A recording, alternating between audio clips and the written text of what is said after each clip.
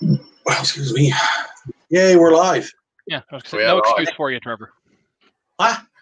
No, you said excuse me. I said no excuse for you. Oh, fuck, there's never been an excuse for me ever. Anybody spent more than 10 minutes with me or watched any of my shit videos, you'll know how pathetic I am, right, Joshy?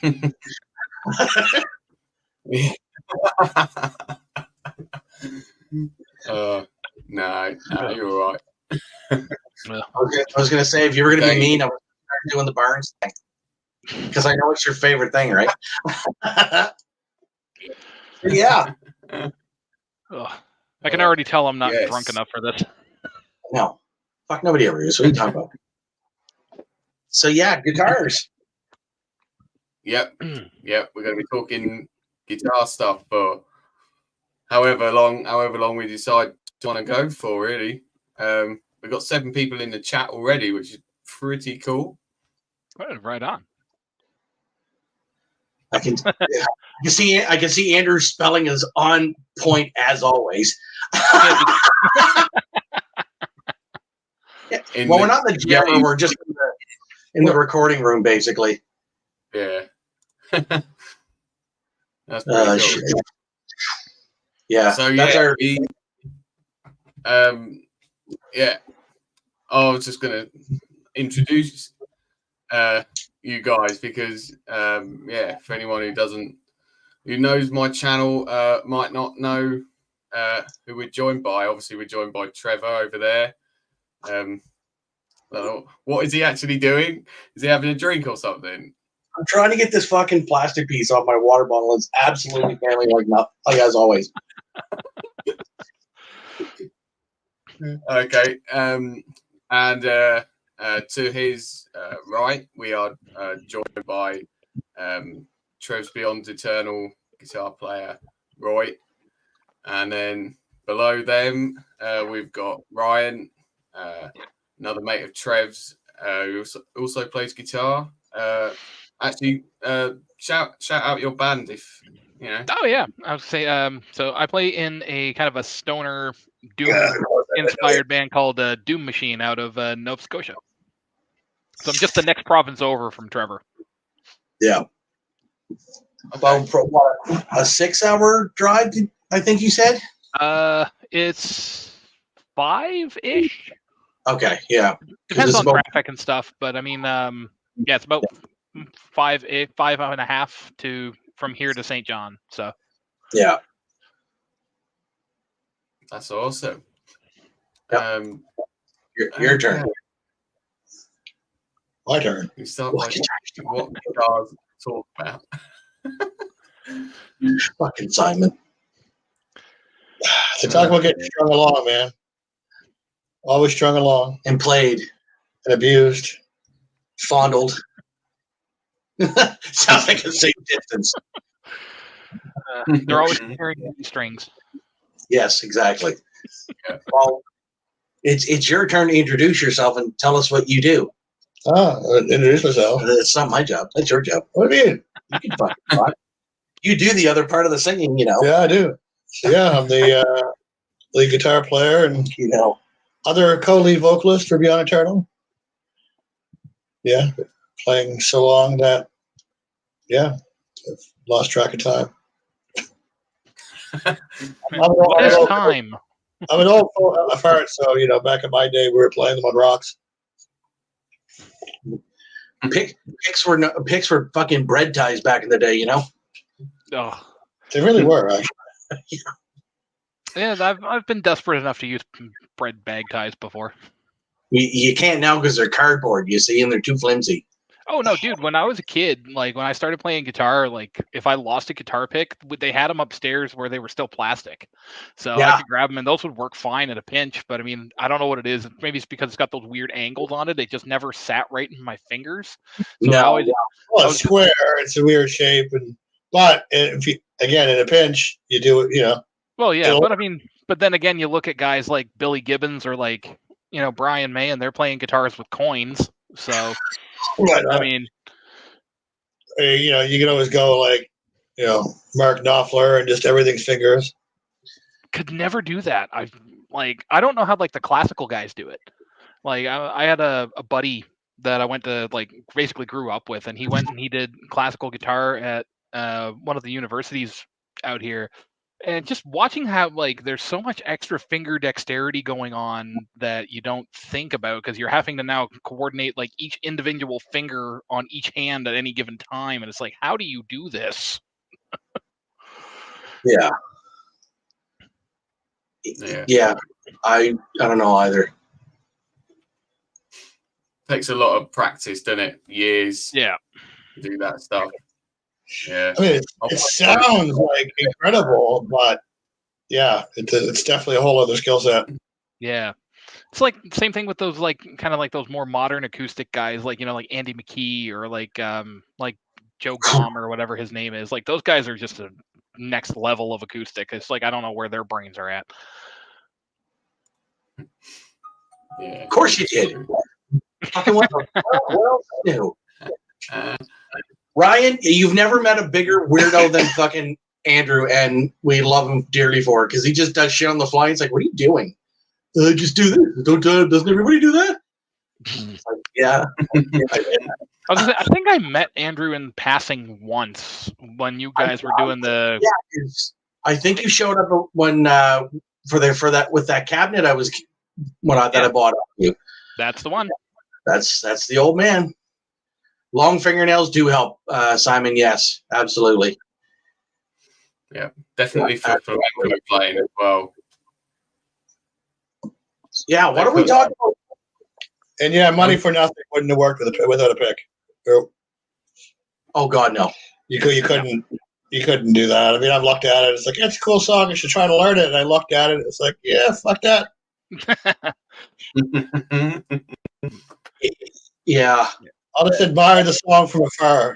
Yeah, Knopfler is just like a whole nother animal. Yes, that he is. Oh, that kind of helped Dire Straits, though, in the 80s be what they were. Mm-hmm. Like Sultans of Swing. And, like that riff alone, like, is just so. He's like doing some crazy, like, voodoo witchcraft, with the fingering on the thing. It's like. Yeah, it's unhuman. No, like every once in a while you'll find guitar players like that where you just look at them and you're like, how do you figure this stuff out? And it's probably just sitting in front of either in front of YouTube or just sitting on the somewhere and playing the fucking thing and just trying to come up with weird bits. It's like that thing that video you sent me earlier about about that chord you figured out, and I'm like, yeah, man, that's like a perfect intro, or like it's a perfect added fucking chord in a chorus. Like that to me, that just sounds fucking amazeballs. Yeah. Yeah. And that's the thing too, is like when you find those kind of happy accident chords and you just kind of stumble on them and you're like a happy accident technique. Like I remember it was like I should try playing with my toes. Oh God, Simon. I mean, people do it, but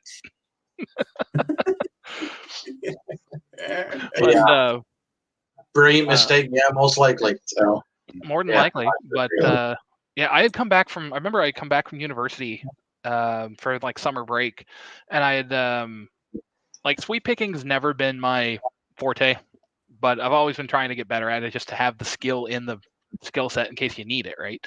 But I remember one time I was doing these arpeggios and I thought, like, why am I just doing like straight up, straight down on everything? I'm like, well, maybe, I guess technically, if you want to think about it, it's probably falling more into economy picking at that point, but whatever. Started changing where I was moving the chord shapes for the sweeps up and down the neck instead of just going straight up a chord, straight down a chord, and then moving to the next one, blah, blah, blah.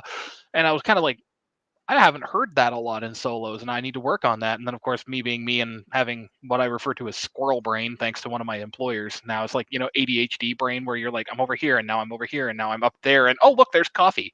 So, I've never gotten that technique together, but now that I've said that, I'm going to tuck that in there and try and remember to do more of that.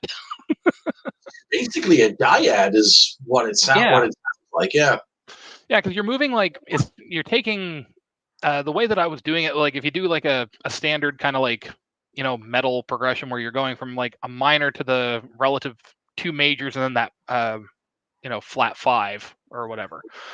I was doing like an E minor, so I was doing like the B and the G, and then I was moving to the D and the F sharp of the D, and then sliding to the E to the C, and then just kind of moving between all the shapes that way. So it was kind of more of a cascade type thing as opposed to just kind of boring, Ingve shit. Yeah. Well, that's the problem with guys like Ingve, right? Like, he's technically amazing, but there's no real feel to it. There's no real, it's just guitar masturbation for the sake of, Yeah. Hey, look what I can do. That's cool, but, can you build a song around it? Not always. Yeah, and that's why I like actually, Josh will probably agree with me on this. I've seen his like profile picture. Like that's where the guys like Steve Vai and like Satriani and like Eric Johnson and those kind of cats, I find that they straddle that line really well, where it's technique and it's like listening to it is mind blowing, but it's like it's not just like how fast can I shred, how crazy of a lick can I play. It's like everything is serving a purpose within the song. Yeah. Yeah. And speaking that with Josh, why don't we kind of start talking about each other, where we all got our starts and what wanted us to play guitar as a whole or bass or whatever, because I'm still a shit bass player in my heart in some way, shape, or form. But now that I've picked up a 6-string, Josh, why don't you go first, considering this is your channel and all this nonsense? Okay. Yeah. Basically, I started relatively late, but not too late, really. I was at school, what you would call high school, and I was about 14 at the time, and I'd only recently just started getting into rock and metal music, a couple of years before that. I was pretty late getting into it. And at school, for my GCSE, I wanted to do music because at the time, I was just starting to get into it, and I thought, that'd be really cool to do that and learn a bit more about music. And from that, we could basically have free lessons for any instrument. And, everyone was, my parents and the music teacher was bugging me to say, like, you got to take advantage of this and do something. And I thought, you know what, I'm going to try guitar. Let's do it. It just came to me because I loved guitar music, rock and metal stuff. And I thought, you know what, let's just give it a try and see how it goes. And from there, started taking lessons. I got my first guitar Christmas that year, 2014. And once I started playing, that was it. All I wanted to do after that was just play guitar and be a musician, really. Writing riffs and stuff. A lot of those early riffs you can find on my first solo project. Actually, War in the Clouds. Basically, I pretty much got my first guitar lessons from school, from GCSE, and I remember progressing pretty fast. A lot of the people in my class and the teacher was saying that you've progressed a lot over a pretty short period of time,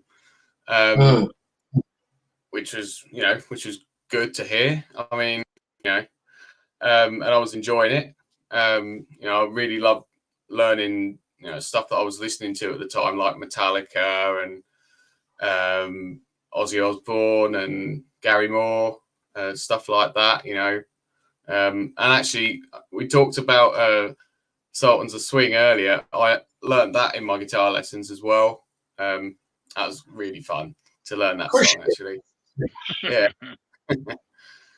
And then after that, I when I went to sixth form college, because it was sort of in the same bracket as the school I was at, I could still have guitar lessons with my guitar teacher. So I carried that on up until 2018 when I left. And then after that, I just started teaching myself, really, to be honest. Because at that point, I was starting to get into more of the metal stuff and Satriani and stuff like that, you know. So, and, you know, where I am, it wasn't easy to find guitar teachers that would teach me that kind of stuff. So I thought, you know what, you know, I'm going to just do it myself and just go my own way and do my own thing. And I've been kind of doing that ever since, you know, and, you know, about five or so years later, here I am doing my own music now, and, you know, got this YouTube channel and everything. So that's about as brief as I can go with my stuff, really. Right on. Yeah. Well, for me, my journey kind of started late 70s. There used to be a TV show for kids called The Electric Company over here in Canada, and they had Kiss on there. And it was not so much about the band per se, but it was more like a behind-the-scenes kind of look of, like, you know, the touring and the gear and things like that. So I knew very early on that that's what I want to do. Like, that looks really freaking cool. I want to do that with my life. And that's kind of where I started, you know, wanting to do it. Fast forward some time, you know, when I was 13, I started officially playing, got my first guitar. Some looking Gretsch looking Sears special that we got into my neighbor's attic. I think my mom bought it for me for like $50. The action was kind of like this. It was terrible, but it was a start. You had to start somewhere. Yeah. I had no idea what I was doing. You know, I'd just sit on the porch and just make a bunch of noise. A couple of teenagers were walking by that came up. I actually learned my first ever chord progression, I guess, was People Are Strange by the Doors. It was the first thing I'd ever learned how to play. And then, obviously, Smoke on the Water. I mean, every guitar player, it's like one of the first riffs for some reason. And then I just kind of dove head on, you know, into there. Totally self-taught, although because I'm, you know, an old bastard, it didn't have the internet. We had really crappy tablature magazines. So I'd go and, you know, go to the local magazine shop. That's right, Simon. There you go. So I would go and I'd try. And the problem with all those guitar magazines, especially back then, it was transposed from piano. Like, it wasn't actually what you were learning wasn't really the actual thing, right? So I had to kind of learn very early on how to translate the really shitty tab that we had in that day to what I was actually hearing. Yeah. And before long, I just stopped. You know, I'd use the magazines as a rough reference. Okay, it starts, you know, roughly there, and then, I learned by ear. You know, kind of from there.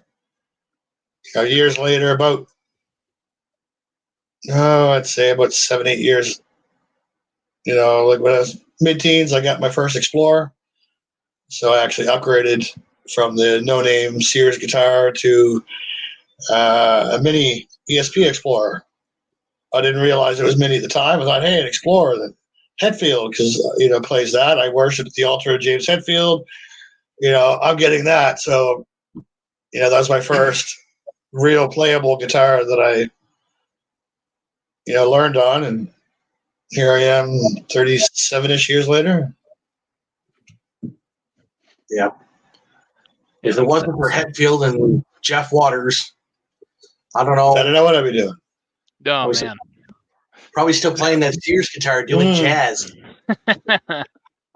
Eventually, Doors cover band. Yeah, yeah. There you go. I was gonna say I never would have expected a Doors thing for you, given like all the like heavy stuff that you post about all the time. Yeah. No, that was my first licks. I mean, I had no idea how to play Metallica or Guns N' Roses or Leopard or any of that stuff back in those days. But these guys came around. And, they actually took the time to show me, a couple of chords, and that helped start me, down the path, and we got really interested in it. And I'd figure out a way to play it, with my head if I didn't have my hands. Like I couldn't imagine life without guitar. Yeah, I hear you, dude. That was kind of how I got started. Similarly, I ended up as a kid, my parents kind of saw that I had an obvious affinity for music. One of my actually very earliest memories was didn't have anything to do with an instrument in my hands, but my folks used to go to a lot of different religious services and stuff for whatever churches, and my dad was a bit of a hobby guitarist where he would just kind of pluck away on acoustic, and he was half decent singer, so he would do that kind of stuff. And I remember I was 3, maybe 4 in that ballpark. I was up at my grandparents' church, and Dad was doing a little kind of a inserted extra song in the service that day. And I had just for sound check, he just gave me a microphone just to give me something to do while I was waiting for children's church or whatever. And next thing you know, of course, I'm singing along with him, and it's all in key and everything's fine. And they just said Dad just can I just get him to sing it instead? And Pastor was like, yeah, that's fine. So like I said, 3 or 4, I'm on stage with a mic in my hand, belting out some CCM top 40 tune at the time or whatever.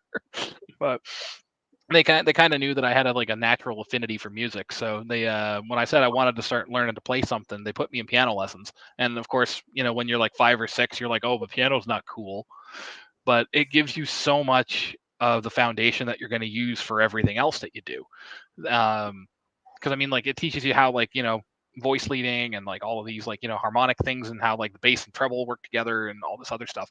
Fast forward to when I was 10 or 12, I had an extra day off school, and my folks were both working. I had the house to myself, and Dad's acoustic guitar was just sitting off in a corner. And I just said, you know what, I'm going to figure out how to make some noise on this thing. So found Dad's song binder of stuff that he used at church, found a tune that I knew fairly well, and he had one of those little pocket chord Bibles or whatever that had here's how you play C, here's how you play G, D, blah, blah, blah. And that's literally what I did. That's how I learned all my cowboy chords and how to transition while strumming and all this other stuff. Dad came home from work that day, and he heard me sitting downstairs playing guitar, and he's like, where did you figure that out? And I said, just looked at the sheet music. And he's kind of so a couple of years later, I ended up getting just from saving up money from summer jobs, I bought a cheap Epiphone Les Paul, and that kind of started me down the the electronic guitar route. And then slowly but surely metal kind of creeped in, and it seems like the common thread here is Metallica. So a buddy of mine gave me Master of Puppets. And that was kind of when the light bulb went off. I was like, oh, music can be melodic and heavy. Okay.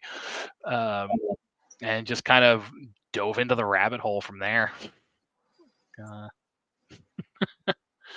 Man, some of these comments are just so crazy when they pop up out of context. That's my buddy Al. And at 60, he plays double kick better than most young people I know. Yeah, that's something that I kind of learned on the side too. I picked up a little bit of drums here and there, and it was just my mom used to be the church janitor. So whenever I had days off school or weekends when she was in cleaning, I'd bring my iPod crammed with all this heavy stuff and blast it through the church PA system and just practice blast beats and double bass stuff and whatever. And my mom would just be like, "Why do you listen to that?" And I'm just like, "Because it's not what you listen to." It keeps me from killing everybody else. Pretty much. Extreme music for extreme people, as they say. But yeah, right. Got just kind of developed from there and started, as most guitar players do, ended up down the gear acquisition syndrome rabbit hole, and I've been buying, selling, and trading ever since. Both my parents and my wife are just like, why? Because we can. Yeah, my wife hates it anytime I got a long McQuaid. Yeah, I was gonna say whenever I walk into Long and McQuaid, the guys just kind of like shake their head and they're like, "You again?" Well, it's funny for me. Like I walked in, I recently decided that because drums was the one instrument I didn't know how to play. Mhm. I could do keys, guitar, bass, vocals, all that shit. Even recorder back in the day, they made us learn it in elementary school. Yep, I remember that. I could do that stuff, but like drums is nothing I could learn. So I bought myself a drum kit. But I went in that day and I walk over towards that. And they knew me as a guitar player. They're like, "You're in the wrong spot. Where are you going?" Yep. You don't belong over here. It's like, well, guess what? I do now. Yep. So, found a good deal, bought a kit, and I've been learning since. But Right on. yeah, guitars, Long and McQuaid is an expensive store for me. Ain't it always? But You're not left-handed like Josh and I are. that's true. You guys have a little bit more limited selection. Unless we get like specific pieces, or certain guitars, and it's like, holy fuck. My journey is pretty simple for the most part. Like when I started out listening to any sort of music at all, it was outlaw country and sort of the pop stuff. The outlaw country was a lot more fun because they were more of a big fuck you, and I was like, why are they talking about drinking? I'm like fucking 4. Start them young, right, Trev? No, the cool kids are doing it. Right? Roggers in the chat. Better. Don't worry, we're not going to talk about. We're not going to talk about fucking colored variants of vinyl, so you'll be fine, pal.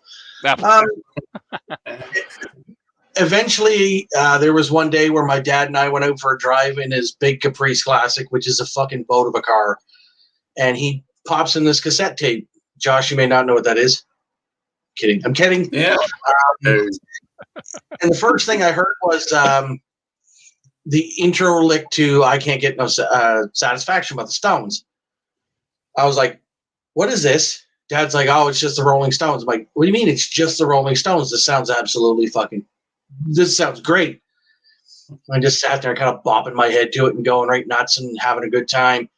And there was all these other bands, like there was the Hollies and the Who and the Beatles and fucking everything on this cassette tape.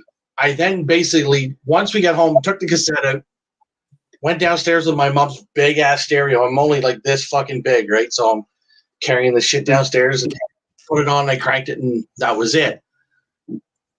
Going forward, what really got me into wanting to be any form of a musician is AC/DC.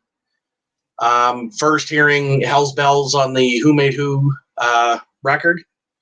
Well, I mean, as we know, it's basically the Maximum Overdrive soundtrack. Once I heard that gong, and then I heard the intro, I was like, oh, what is this? Hello. Why does this sound sort of like the Stones, but it's like, wait, what's that? Why is that guy yelling at me? What's the point of this guy? Why is he yelling at me? He must be made and chiseled out of stone or some shit. Funny enough, after once you flip through the tapes and things, you're like, Jesus, he's huge.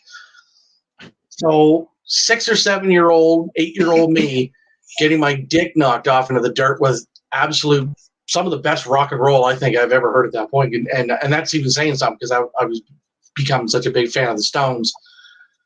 Slowly moved into hanging out with my 2 best friends growing up since we were, again, pretty much kindergarten.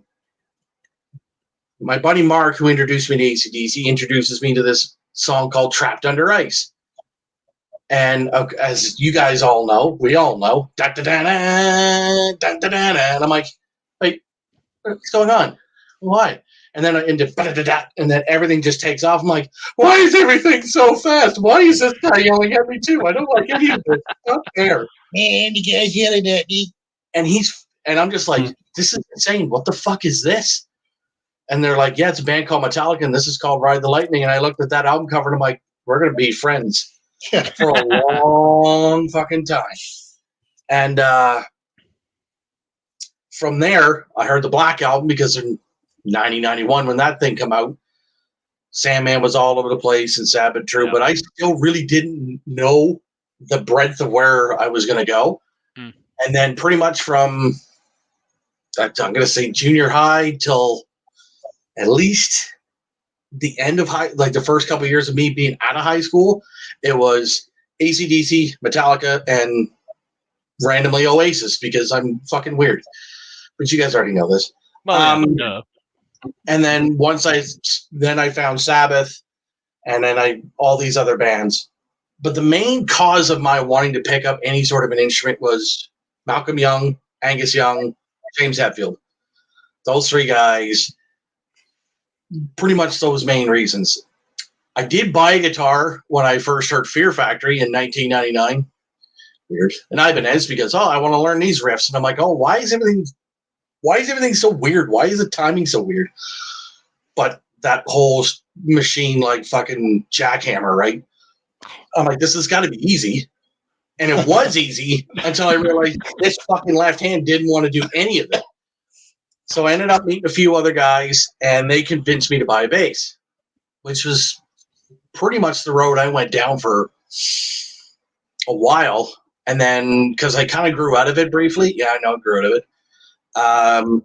Sold the bass. I did have one, held it up for a little while, sold it eventually, and then just stopped playing. I still listen to music, obviously. But then it was around, 2012, 13? Somewhere around there, yeah. Yeah, because at that point, I had been wrestling. He already did it. And it was just wanting to be, and then I just made a post on Facebook one day, and the next thing you know, I'm playing bass again in a metal band. And then just as of most of you guys already know by now, I went and I ended up selling my basses because my hands were all fucked up, and they still sort of are, but they're not nearly as bad as they used to be. So now I've got a 6-string and a new pack of strings and new packages, several. Once I get it tuned up, ready to go and set up, then we're gonna be doing some fun shit. So with your hands, Trev, do you think that it was mostly like just kind of like almost like a repetitive motion syndrome kind of thing that was screwing with you, or was it just more of the nature of the work itself that was maybe causing some issues? I think it was because I don't nearly do the same job as I like at CarQuest. I mean, I don't do the same job all the time. A lot of my problem was when I was picking for the first 2 or 3 years that I was there. It's a constant bending over, picking up, dragging parts, fucking batteries, especially when they're the great big. Yeah, that. Sorry. Yeah, we don't. Yeah, that's a whole other story for another day. Because when I'm picking parts, like if I have to go underneath a shelving unit and the battery is way in the back, I have to reach all the way in and I have to somehow twist and pull out of a spot like that's probably only that big and the battery's about that big. Right. So every time I would move with this, and it's mostly my right hand, it's my fretting hand.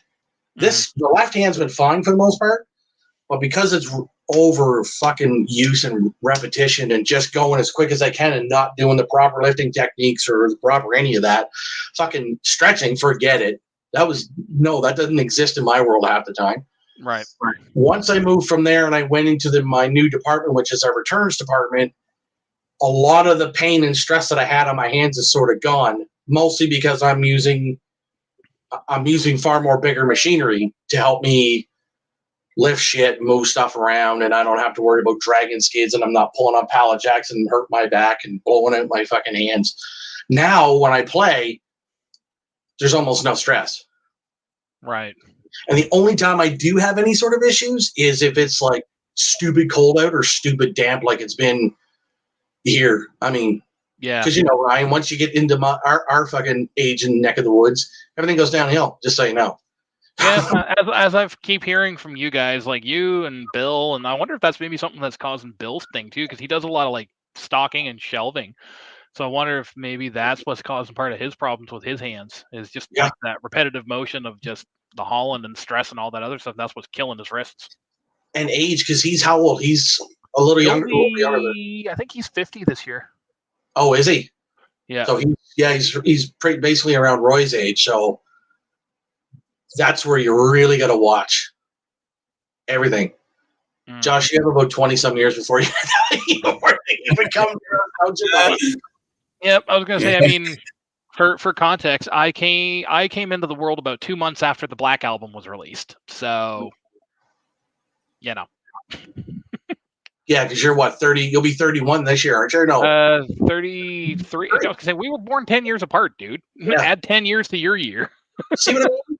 You get to my age and everything goes fucking stupid. Everything goes bad. His brain just shits the bed. Yeah, I was say him and I have the exact same birthday. We're just 10 years apart. Yeah, October 28th, 81, and then 91 for him. And Metallica was 10 years old at that time. Haha. Yep. Crazy to think about that in 10 years they had put out like 5 or it would have been 5 albums. Yeah. Dan, what's going on, buddy? Dan's here, yay! Not every day we get the vocalist from Death Valley Driver to pop in and say hi. I know, right? That guy's got more. He's got probably more tour stories than you can shake a fucking stick. Oh, I bet. Yeah. Actually, Ray was talking about how they almost got a tour in somewhere in Europe with like Crowbar of all people. Russia. Like, Russia, that's what it was. Russia with Crowbar. But hang on a minute. Fucking hell. Like, I didn't even know about that. Like, I knew there was the Death or the Devil Driver tour that they were supposed to be on. 53. Yeah. Yeah, that's the thing. And where Andrew works, like in his section, he picks a lot of the lighter stuff. There's some heavy things in there, but nothing too bad. But he's got a fucking bad sciatic nerve. Ugh.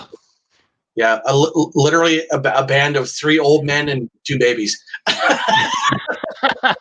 Because Josh is, our Josh is in his mid-20s, and Ben is in his sort of around the same age as him, maybe a little year younger.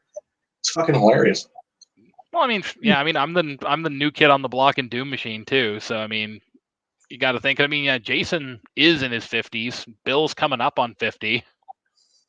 So, you know, I'm still the fresh meat, no matter which way you slice it. Well, it'd be really having experience and younger members isn't a bad thing either. No, not at all. Because like for example with Josh, like we were trying to help him down with his guitar tone.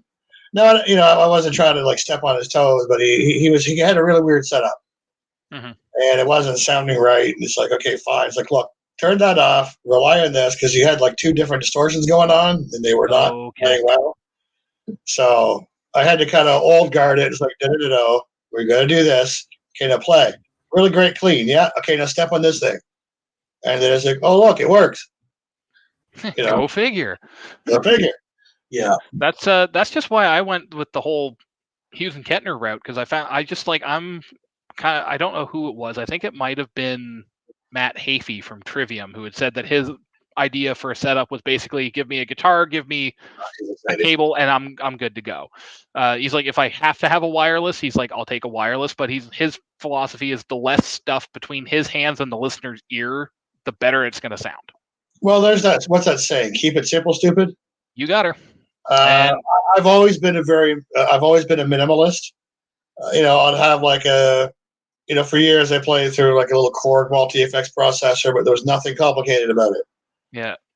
I got one of those actually from a shop in New Brunswick, I think, and I had one of those Korg pedals. My first real like actual proper amplifier was one of the Randall RG series, and I had bought it from I think it's a now defunct store in Moncton called Shayla Guitar, and I had got it there, and because it was like, oh, there's a promo if you spend over X number of dollars, you get a free Korg multi-effect unit, and so I got that. I plugged it in. I played with like 3 sounds, and I just literally looked at the thing, and I was like, "You're fucking useless," and I threw it in the garbage. I spent so many years chasing tone. The Korg didn't do it. I had a Boss ME70 pedal, which now I'll give Boss credit. I mean, this is a solid little thing. They had like all of their pedals in this one multi-effects thing, and everything was like top-notch quality, but it was like too much. It's like, well, I don't use this, I don't use this, I don't use this.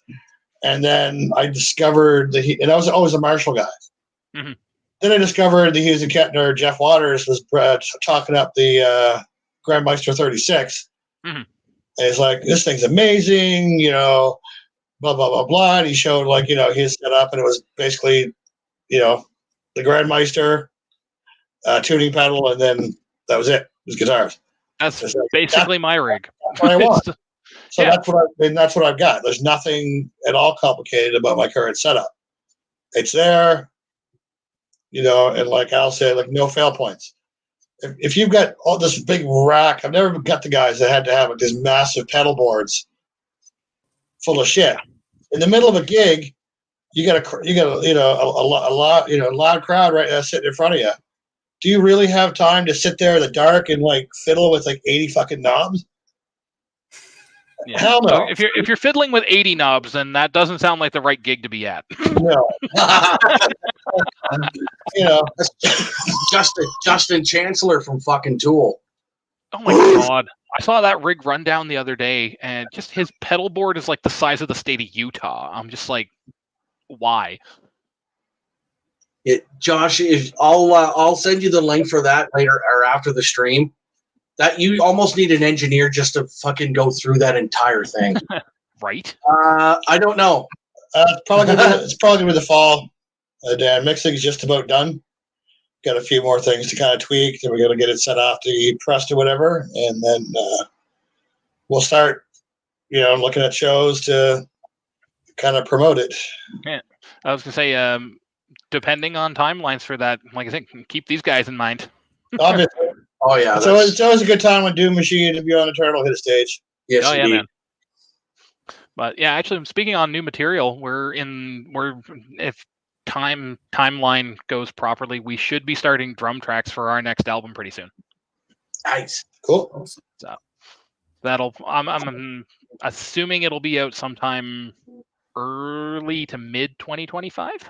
So we'll see how it goes. But obviously we're working with like Bill's health issues. Now we've got this flood that we need to kind of worry about in the basement in the jam space. So we're kind of thrown back a little bit, but not as much as we were since Bill's got his move done. So he's not doing quite as much extra stuff.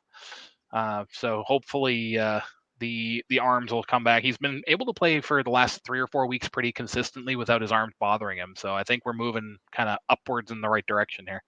Right. Here's a question for Josh, since I'm just meeting you for the first time today. Favorite guitarist and why? My favorite guitarist? Probably. I know it's a tough question, but I think for me, in terms of my own style, it'd have to be Joe Satriani, because he is the guy that I wouldn't say I copy his playing, but when I play, I always just end up playing like him. He is my biggest influence for guitar solo style.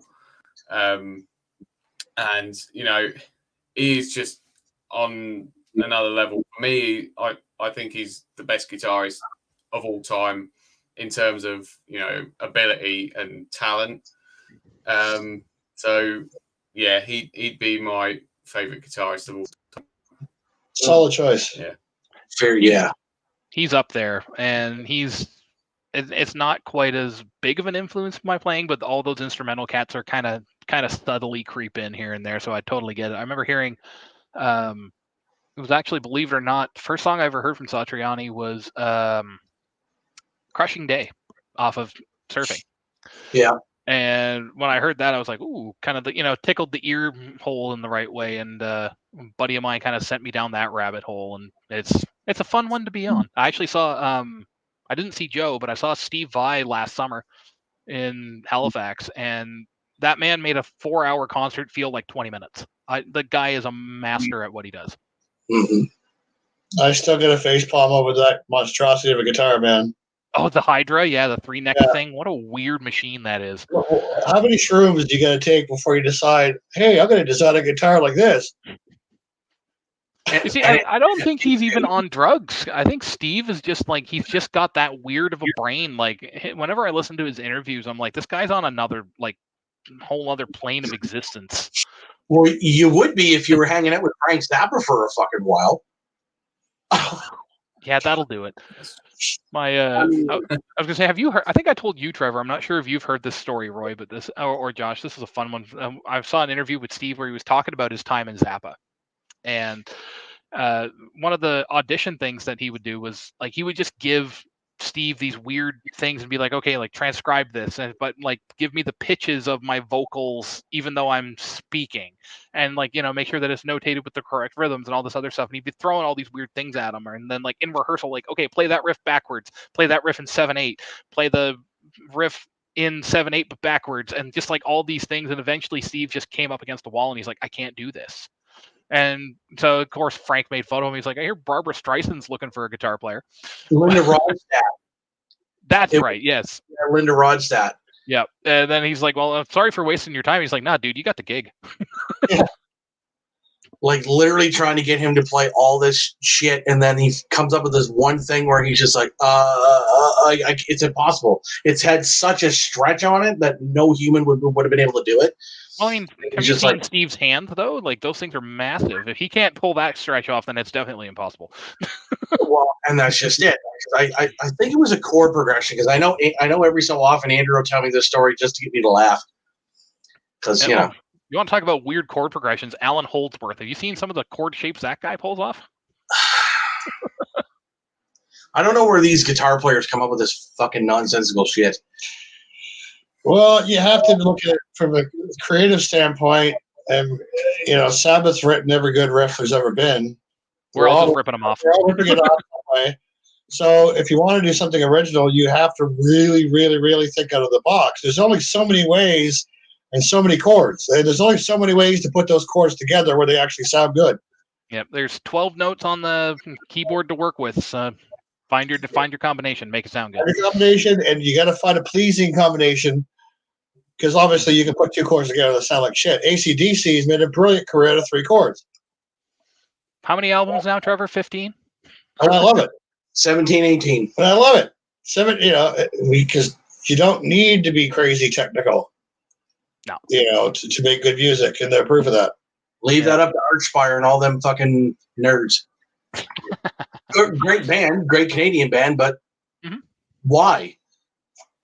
Anyway, that's a whole other kettle of fish. Yeah. Let's get kind of weird and nerdy for a minute. What's everybody's fucking dream rig? I've got most of mine. And what I mean by that is, if money's no option, I think, Ryan, you and I have had this chat a few times. Yep. Don't just specify it to one genre, but have like, what's the ultimate rig that you would love to have? That's just okay. You can show up to any gig, play it, and you're fucking good. Josh, you go first. Me first. I don't know. I mean, my rig at the minute that I've currently got is I've got a Marshall Code, which is a digital amp, and you know that kind of does the job for me, really. Currently, but dream rig, when it I've always been like a classic guy. I always love a Marshall, so probably a Marshall, you know, proper Marshall stack or something like that would be my dream rig. I don't know. Yeah, probably, Marshall stack for me. Yeah. What about guitar? What about a guitar? Because I mean, if I hand you a fucking big old bag of money, said fuck off down to Anderton's and buy whatever you want. Oh, okay.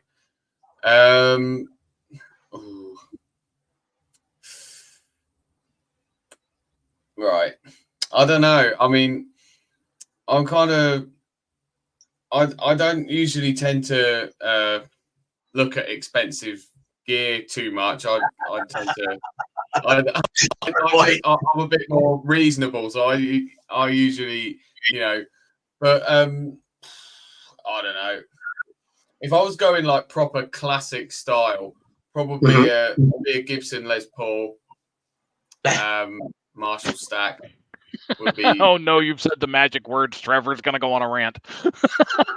That's for another video for another day. A classic one, because the classic Les Pauls are the best Les Pauls, aren't they? 60s, 70s, that kind of thing. Yeah. If I could get a left-handed one, of course. You can. It's just gonna cost you. That's why I say if I throw you a great big bag of money. Yeah, you poor lefties pay out the nose for having a guitar flipped upside down. It's the left tax, man. It's the same reason why chicks pay more for the razors. It's the pink tax. You got her. Same damn thing. A left-handed guitar plays the same as a right-handed guitar. It's just upside down. Unless you want to be like Hendrix or Eric Gales and take a right-hand guitar and just literally play it upside down. No. I've tried that nonsense before. Fuck it. It feels too weird. Hey, listen, what blew me away about Hendrix was the fact that he played that guitar and he didn't restring it. Yeah. Yeah, like that's the wildest part about it. A big bag of shrooms. We're not on that level yet, Simon. Don't worry about it. Oh boy. We'll get to that weird shit. Yeah, for me, I'd have to say I'm kind of playing it. The Hughes and Kettner was like the most amazing thing. I'm running a Black Spirit 200. The thing's got so much balls. It's got so many tonal possibilities that it's disgusting. Yep. I don't have to mess with it at all. It all saves to the pedal. You can back up the profile of the app. It's the simplistic setup I've always dreamed about. My problem from a guitar standpoint is I'm kind of addicted to signature series guitars. I'm not like the kind of like I've never been one to. I don't want to walk into a music store and grab the exact same guitar that every other jack off, is grabbed off the wall and plays through. With the signature guitars, they're like limited edition, so I'm part of a cool club. You pay more. I paid extra to get a signature series guitar from Jeff Waters, for example. One of the first 20 ever made came from Jeff's hands himself, which is pretty rare. If I had to do a different guitar other than that, I'd probably, and money was no object, I'd probably either throw in, even though I'm an Epiphone guy, I'd throw in like a Hetfield Snakepipe Explorer because I don't have a Hetfield signature, and maybe a nice vintage 70s Explorer. There you go. Yeah. How's the Ghost Horse holding up? Amazing. I'm getting the hang of stringing it. An old dog learns new tricks. So, like, I took the tips you gave me. I got it pretty. It worked. Mm-hmm. I had to adjust the tension of the springs a little bit, but I got it to work at that time.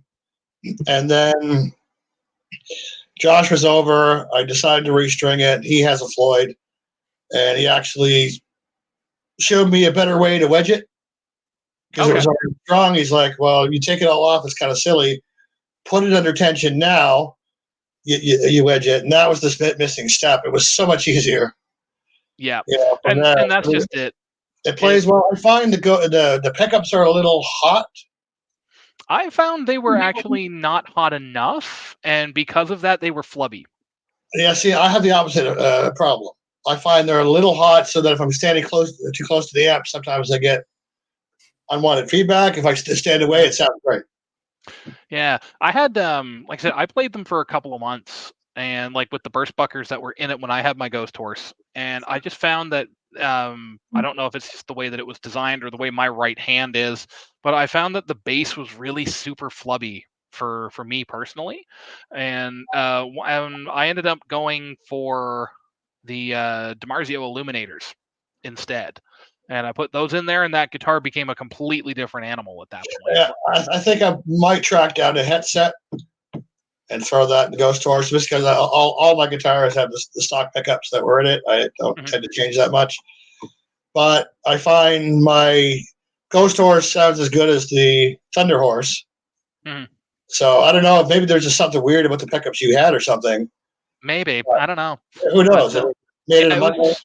It just seems like for me anyway, my last couple of Epiphone purchases, there was always something that was a little bit off. Yeah, exactly. So yeah, with the Ghost Horse, first step was the pickups. I just found those burst buckers weren't doing what I wanted them to do, so those had to go.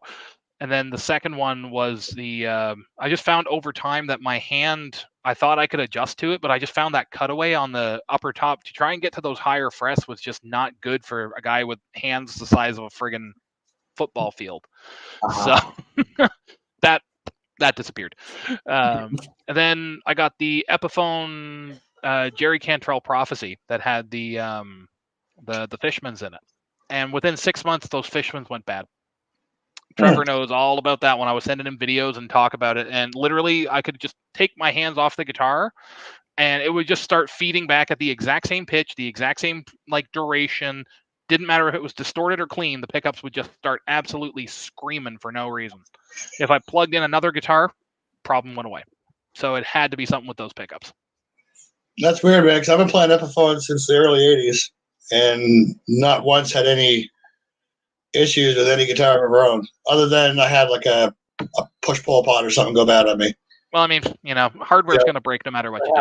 Right? But other than, volume knob, I haven't had, but it's like any brand, like, I'm sure there's a lot of people that have bought Gibsons that have had no problems, and then others get it and it's all, shit. Yeah. I mean, any guitar manufacturer, when you mass produce things, it's not consistent. No, absolutely. Like you're always gonna have like I don't know, maybe I just had really bad luck with all the Epiphones that I've bought, but because those were the only two that I've ever had, and both of them had crazy problems, at least for me and the way that I play. So like, wasn't really my deal. Conversely, like anytime I find a PRS, like there's nothing wrong with them. So go figure. But so I mean, that's what I'm playing now is like going back to the Dream Rig thing. I've got kind of like you, Roy. I've got most of it. Black Spirit. I'd ideally like to get an H&K 412 at some point, but those are like $4,000. So yeah, that's I've got mine going through the old Marshall cabinet.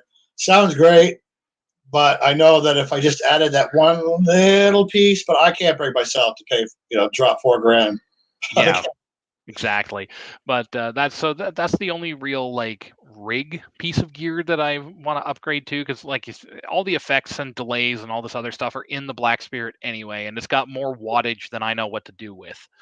I mean, like I remember when I brought it to band rehearsal for the first time, Bill looked at it and he's like, because of course, I mean, like the H&Ks are only like that big, so he was like, "You expect that to keep up with us?"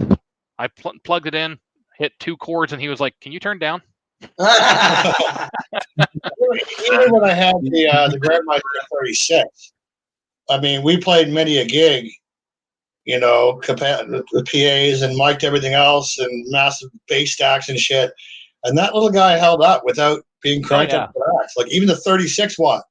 Yeah. We are thankfully in an age where we're past the days where us as guitar players need ginormous 50-pound heads, and we don't need to have ginormous double cab stack 8-speaker 16-speaker get-ups.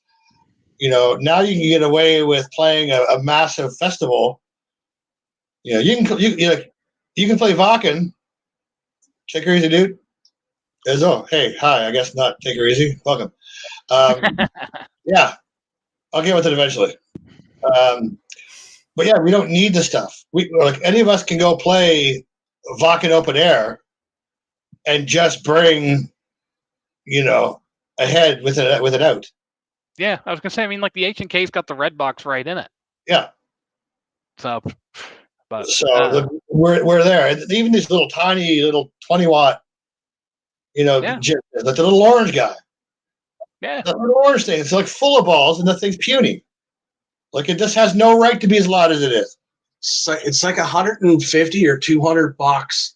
It's like 20 watts, one tube in it, but it'll literally blow people's brains right all the fucking apart within no time at all, which is what I find so funny. Yeah, it's crazy to see how like you say, how the technology has evolved. Like you've got really small heads like that, or like even some of the like the larger tube heads, like you can sometimes see like 50-100 watt tube heads in like the size of a lunchbox. I mean, like, well, speaking of the UK, I mean, like the Victory amp stuff, like that stuff is such a tiny form factor, and it's just mind-blowingly crazy to hear some of the stuff that comes out of like the Kraken or like the Super Kraken or all these other things that all these like UK guys like Rabia and a few other people are kind of tapping into. It's just a whole nother tonal ball game to be able to do that. Yeah. If I had all the money in the world, Jesus, how many times have I gone through this in my head? It's tricky because I guess it depends on what I want to do with it. But if I go just a strict fucking take it and show up wherever and play whatever you want, I would probably go with an orange 4x12. Just to have the extra bit of fucking room and have the right amount of air going, and probably a Thunderbird 50, because as one famous man that I absolutely adore and love and don't know what I would do if I ever met the man, Pepper Keenan, said, "There's 3 knobs: it's the volume, the shape, and the gain." He goes, "I really don't know what most of it does." He said, "But this button here," and he pointed to the shape button. He goes, "If you turn it to the left, it's Master Puppets. If you turn it to the other way, you're playing like Tom Petty." And I'm like, well, fuck me. Okay. If that's the tones you're getting, then it's got to be something else. And then guitar. I mean, Jesus, Ryan, I don't know how many times I've told you about guitars I want versus what I don't want. Yep. And again, because I'm left-handed, like Josh, it's nothing but a pain in the fucking nuts. The one dream guitar I would really like to have would be one of those old Fender Elites that they had back in the day when they had those steel nuts. And not only that, but they had the single hum setup. Drop it into the fucking bridge pickup, and then you can get all of the nasty fucking tones out of that thing. But because they don't make it, I would probably end up going. Oh, I don't know.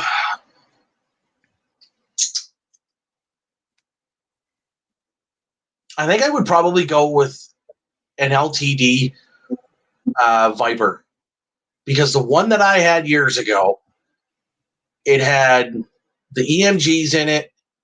It was a 401 series, and every time I plugged that thing in, it gave the nastiest fucking snarl. And I don't know if it was what I was playing it through was just this little old fucking. It was a Marshall half stack that I was playing through a buddy, because it was owned by a buddy of mine. I didn't even need a fucking distortion pedal. He had it set up for specifically what he was doing, and it was just fucking filthy. I mean, EMGs have been fucking in everybody's fucking guitars for how long? I mean, Jesus, that's what Hetfield has made his career off of.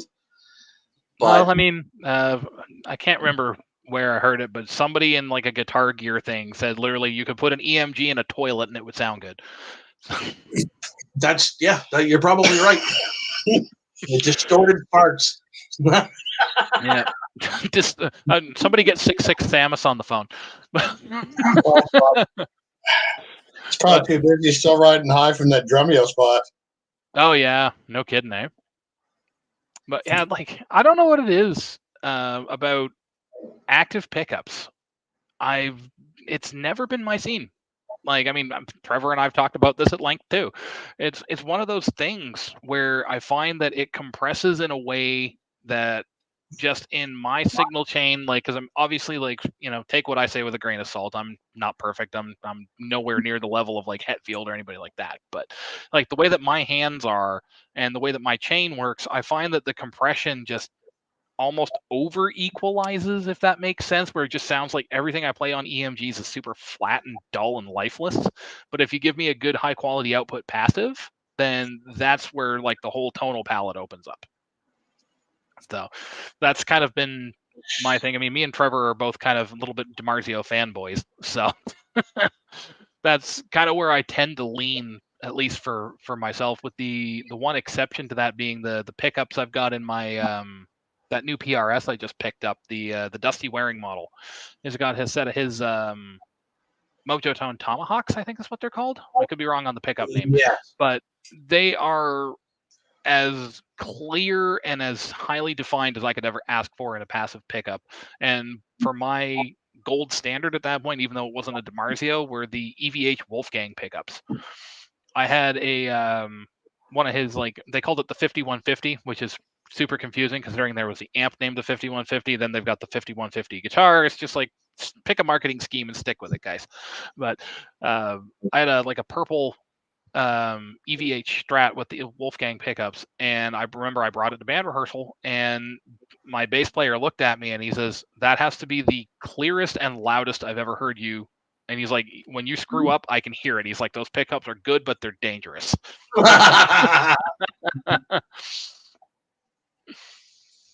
Josh, show us a couple of your fiddles there, Big Daddy. Some of my guitars, yeah. Okay. Yeah, just a couple. Yeah. Well, I haven't really got that. I've got 5 in here. No, I haven't. I've got 4 in here, and I've got one in my bedroom. But I can get my guitars that I've got in here. Because not everybody's seen these things. Yeah. Well, I did do a guitar video on my channel, but it was ages ago, so people might have forgotten by then. So yeah, this is a ESP TL6. Really nice acoustic guitar. Oops. Is that the Nightmare one that you were waiting on? No, that was another guitar. I'll show that one though in a minute. This guitar, I basically was watching Metallica in the tuning room, and Kirk and James were playing these guitars. Like before they went on stage. I don't know, about 5 minutes or so before they went on stage. Mm-hmm. And yeah, they were just messing about. I think they were actually playing, what song was it? One Off Load. It was Mama Said?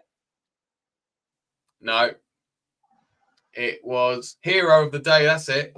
They were playing They were just messing about 5 minutes before they go on stage, and they were playing Hero of the Day, and Kirk and James were both playing this guitar, and I thought I want one of them. And when I went on the ESP website and found that they did one left-handed, I was like, that's the acoustic guitar that I want forever. And yeah, I was able to get one.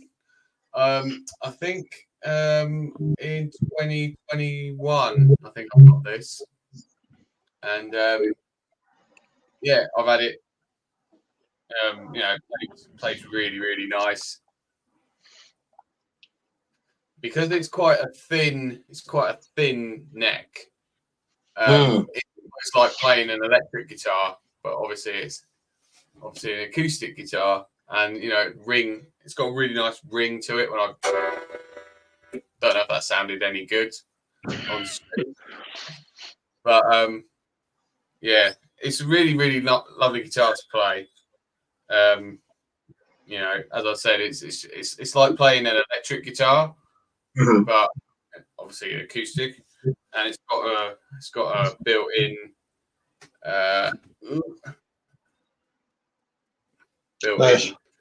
like little preamp, which is quite nice. It's got a tuner as well, so you can tune it up. I'll switch it on. Yeah, it's got like a little tuner there. You can see it flashing, which is pretty cool. Yeah, so that's that.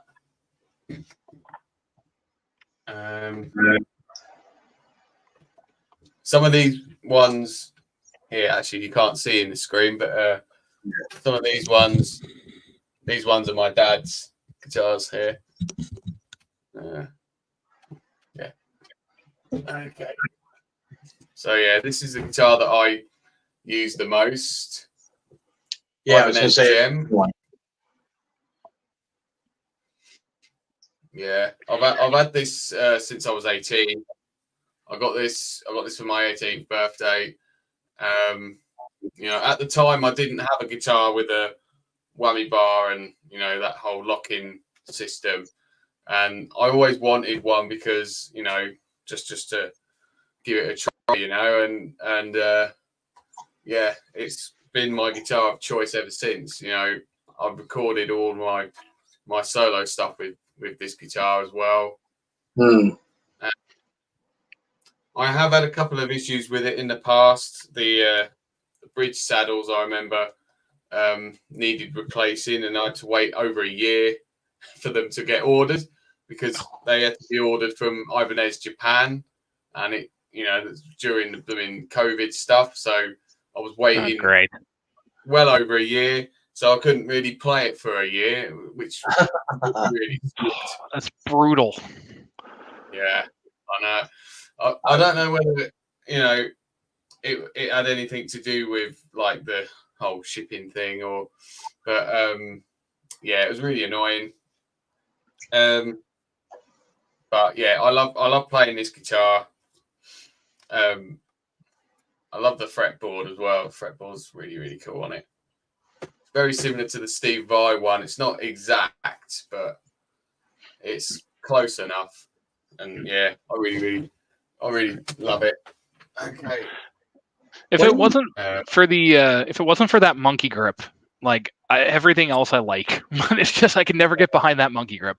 Yeah, I know, it's weird. I mean, I didn't really, to be honest, it wasn't my first choice what I wanted, but I was given a choice between like two guitars what I could have, but that was the only one that they could get. So I was like, yeah, all right, I'll have it. But then as I played it more and got to know it more, I just love it now. I love the guitar, and I don't really use that grip on it too much because it's just it's just a bit impractical sometimes. Right. Yeah, but yeah, I just really love that guitar. It's not a real. It's that brand called Vintage. Yeah, it's not. Yeah, it's like a knock, but really nice. I got this. This was like my second proper guitar. The first one that I got was another vintage, and it was in a Gibson SG shape. Mm-hmm. But I never really got on with that guitar. I don't know, it was something about that guitar. I just could never get on with it, so I sold it in the end. But yeah, I got this guitar off someone I knew who was also quite handy. He was a left-handed guitarist, So it was quite handy, and he was selling some of his guitars. So this was one that he was selling, and the other guitar that I got was a Yamaha Pacifica, which I've got in my bedroom next door. Yeah, it's basically it's like a Les Paul, no, not a Les Paul. So it's like a Fender Strat, but all like natural wood finish. Really nice. I have played it on some of my videos, so yeah. But yeah, this guitar is really nice. It's not I know it's not a real Les Paul, but like when I plug it in, it just has that kind of Les Paul feel to it without being a Les Paul. The pickups are really good, even though they're pretty bog standard ones. I think they're Wilkinson pickups. Uh-huh. But it's just got a really great tone, this guitar. I really dig. And I've got it set up in drop D at the minute. So what do you use for string gauges, Josh? String gauges. For most of my guitars in standard tuning, I use Elixir strings, 9 to 42 gauge strings. Okay. Rubber bands. Okay. Yeah, I really like the thin strings. I don't know. I've just always got on better with thinner strings because it just allows me to bend the strings a lot easier. Yeah. For this, I can't remember what I've got on it. I think that it's also 9-42, but I can't remember the make of the strings. It might be Ernie Ball, but I'm not 100%. And then on my other guitar in here, this one. This is an ESP. I forgot what it's called. EC256. Yeah, those are nice. Yeah, I've played one of those like right-handed, and they're stupid value for the money. My drummer actually, he's a little bit of a closet guitar player, and he's got one of those in black. And he's got another band that he jams with that he invited me to sit in with for a couple of weeks, and that was the guitar that I use because all of my guitars are set up for the band stuff, so I didn't want to have to screw with retuning a guitar back to E flat. So I used Jason's guitar, and it was fantastic. I was like, this is probably the only Les Paul that is more Les Paul than a Les Paul. Yeah.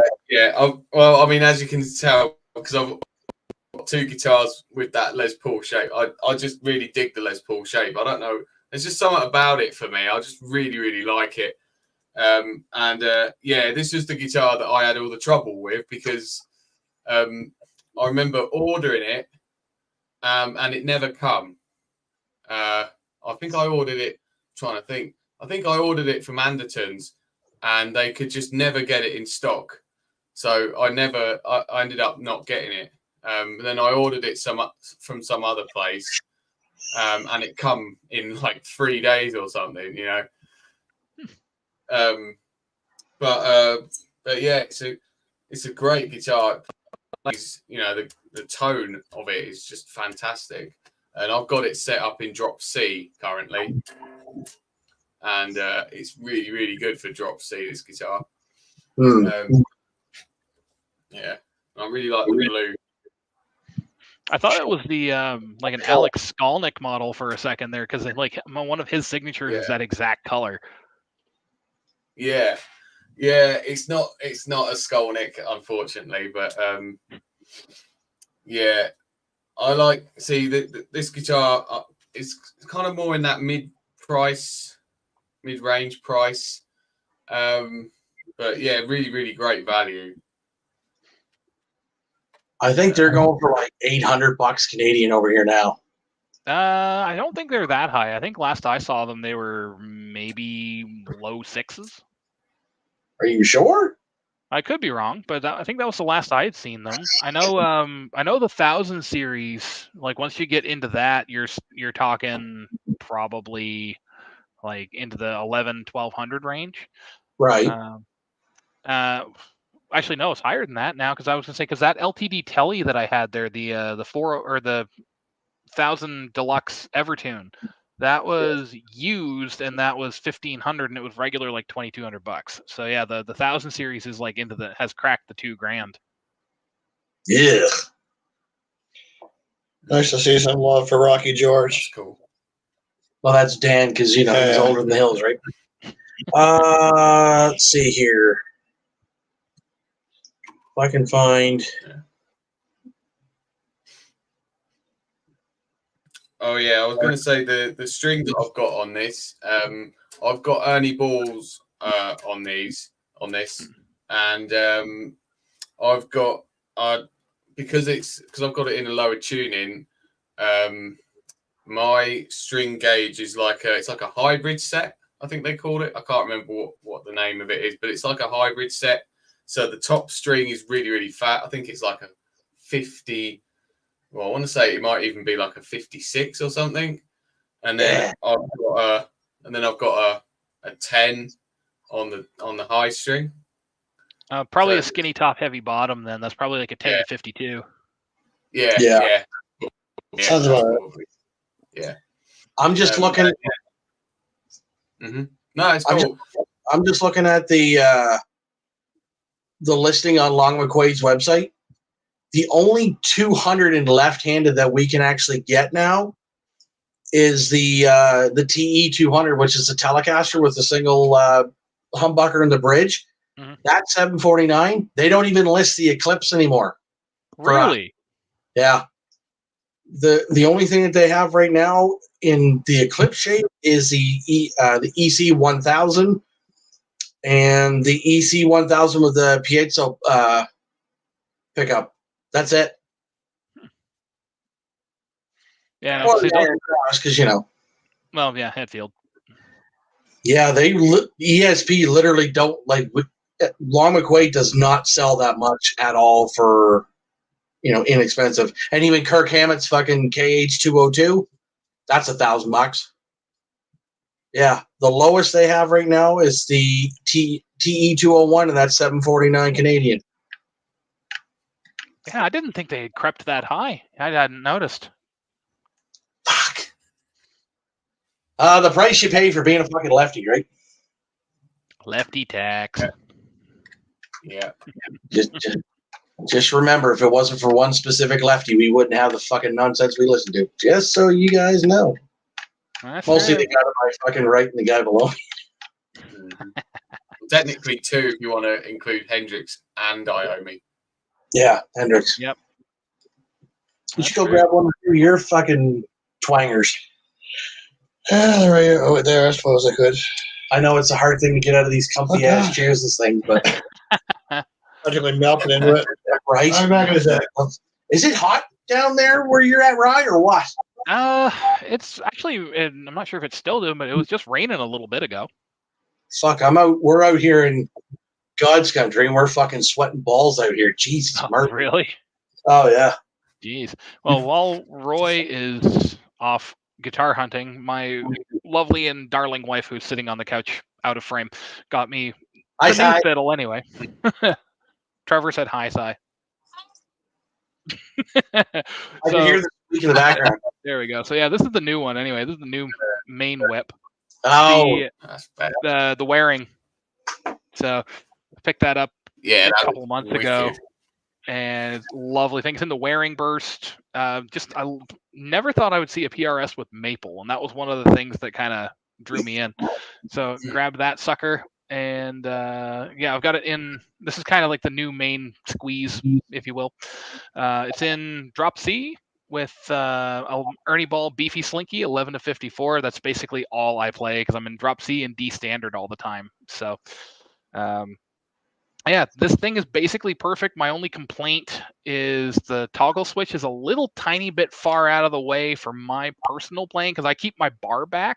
I don't have it in, but I keep it back. So when I try and go for the pickup selector, sometimes the bar's in the way. So that's my only complaint with this thing. Other than that, it's perfect. If I could hybridize that with actually, you can kind of see it wherever it is. There we go. Right there. That's my PRS Torero. If I could hybridize it with that would be perfect. So, but PRS has kind of been the thing. Now, question, because I know that we've had this discussion. Does it come anywhere close to that EVH that you had? Sound wise, I think it's EVH on steroids. Yeah. And just I like the neck on the PRS a little bit better. Mm-hmm. I think it's their pattern thin or whatever, which is like the thinnest neck profile that they do, except for like going to a Mark Holcomb, which is like a 20-inch radius or something stupid. Oh. So I mean, it's just basically just like, here's a piece of wood. That's all you get for a neck. Yeah. So I mean, it's just that perfect like chunk. There's a little bit of like actual depth to it, and so there's structural stability, but it's not like a Les Paul baseball bat like from like the 50s or something. So it's a really nice single humbucker mini Strat. Now we're talking. We'll get Paul Gilbert in here, and he'll do some crazy shred licks on that thing there, Andrew. He's got one of those little like micro Ibanez guitars, and he actually strings it, and he does it like. I think he does it like either a fourth or a fifth higher, so it sounds like all of his shred licks are at like hyper speed or played through a whammy pedal or something. What a guy! Yeah, it's basically just PRS for the fiddles for me right now. I've got a kit build that I did a couple of years ago. Actually, I bought it off Bill, my bass player. It's what I refer to as my Fibson. Because it's a Gibson style, but it's not, so it's fake. But it's got a Gibson truss rod cover on it. So it's just a flying V made out of basswood, and I just stained it like kind of a dark mahogany, almost like those Les Paul faded studios, that kind of like that dark brown kind of idea.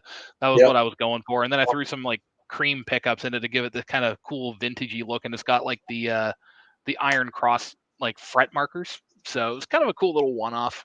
So that's I don't play that one too much just because it's got like a really weird kind of like low end where it sounds kind of almost like nasally. It's almost like somebody put a cocked wah pedal on the bass frequencies or something. It doesn't. It's great for leads, but it's not great for rhythm. So the only other thing that I want to do to this Dusty is I do want to get some of the FU tone stuff. I just want to kind of upgrade that just to give it some slightly higher quality components in there. I mean, the titanium's going to last a lot longer. When I got the Torero, that was the first thing I did. I upgraded all the hardware to titanium back in 2018, and it's had no problems. Upgraded to a 32 or 37 mil brass block, and the sustain on that thing is insane. So and everybody always kind of looks at me weird when I tell them I track rhythm guitar on a guitar with a Floyd, and they're just kind of like, wait, what? Yeah, they're like, you're doing rhythm on a Floyd? That's not right. But for some weird reason, like whenever we record at Bill's, we plug all the guitars through the recording rig, and for some weird reason, that white Torero's just got the mojo. So that's the main recording gal. That's the beefcake. Beefcake. Yeah, I have not put those beefcake strings on, but I think probably this week maybe or next weekend, depending on whatever day I have free, because kids and a wife, they drive around. I'm like, fuck it, I'm tired. I'm gonna hang at the house, and you guys do that. But yeah, I want to get that in D or put it in D standard, and then probably drop it every once in a while. But yeah, those things are gonna be fucking gnarly. I cannot wait to put them on the Jackson. Oh yeah, dude. I would say, like, honestly, yeah, like for D standard, I think unlike 11s, especially where like if you're anything like me and you're really heavy-handed, then that's gonna be good mix for you, I think. Yeah. Yeah, for me, I got two guitars I would consider my mains. I mean, I've only got 4 plus an acoustic, so I mean it's not anything fancy. As much as I'd love to have a wall of guitars, I feel everything needs to get played. But my main would be this guy here, Epiphone Thunderhorse, Brennan Walls. I'm currently using Ernie Ball Super Slinkies, so 11 to 48 power Slinkies. Yeah, that's it. The purple ones. The purple ones. I've been running that for years. I used to be a Washburn Slicks guy. I used to like how those ones, they were flat wound, they had some kind of special coating, they sounded great right out of the package. So you put them on, you just start running the fretboard. There's no retuning. There's no extra stretching. They sounded amazing, but they stopped making them. And I went to the Ernie Balls. So this one here is my the C standard guitar. We have 2 tunings, C standard and E flat. Slayer tuning. And then my other main, and one that I'm personally addicted to, is this guy right here, which is my Waters Epiphone Annihilation 2V. The thing's in the back. I don't know if you can see it, but it's actually signed by Jeff. Right on. Personalized. I have the certificate of authenticity. This is one of the first 20 that came out to production. And this is in my is E flat. Love it. Love it. We did this. I used this one for the Ravage of Time music video. I've also got a Snow Falcon V, which I really like. I play that a lot too. Also E flat. That one I like because it's got the phonetic fretboard, so that's a really good lead guitar. And then the other guitar is the Ghost Horse, and Ron, you know what that looks like. So Yeah. Yes, buddy. Yeah, I was gonna say, do you have that one in C? the Ghost Horse is in E flat. I only have one guitar. Like the Thunder Horse is my only C. Okay. For the longest time, I had the Snow Falcon in C, and then I decided to kind of mix it up. I mean, they all do C tuning well, but with the Floyd, I just try not to mess with the Ghost Horse. Yeah. Yeah, that's one of the things that I do find sucks with a Floyd when you're first getting it dialed in, is especially if you're going anything below standard or drop D, is just all the extra legwork you have to do to get it dialed in. You're skipping strings as you're tuning it. It's just like, I can't tune this one. Now let's skip down to this one. Okay, well, shit. Now I'm going to go back to this one again. And yeah, so I just gave up trying it in C, and I just like, you know what? You're going to be E flat. You're going to stay in E flat, and because you work at E flat, and if you don't like it, too fucking bad. That's right. Accept your fate. This is your life now. Yep. Yeah, because that was ironically enough, when I had like I mentioned earlier, I had that Telecaster from ESP with the Evertune on it. That was probably by far the quickest and easiest tuning adjustment setup I've ever done. It was it's kind of similar to a Floyd where it uses all those like Allen keys to adjust everything. Yeah. But it was like all you had to do was you put the guitar into the tuning basically that you wanted it in on the tuner. Yeah. And then you just kind of had to adjust the actual tuning and intonation down at the bridge. I had that thing set up and basically shredding for somebody who'd never set up an Evertune before in like 30 minutes, which is about how much it takes me to restring a Floyd and get it in tune and have the strings stretched. So, yeah. See, when I first did the Ghost Horse, that was my first Floyd. That was 2.5 hours for a string change. That would have taken me 15, 20 tops. I remember that.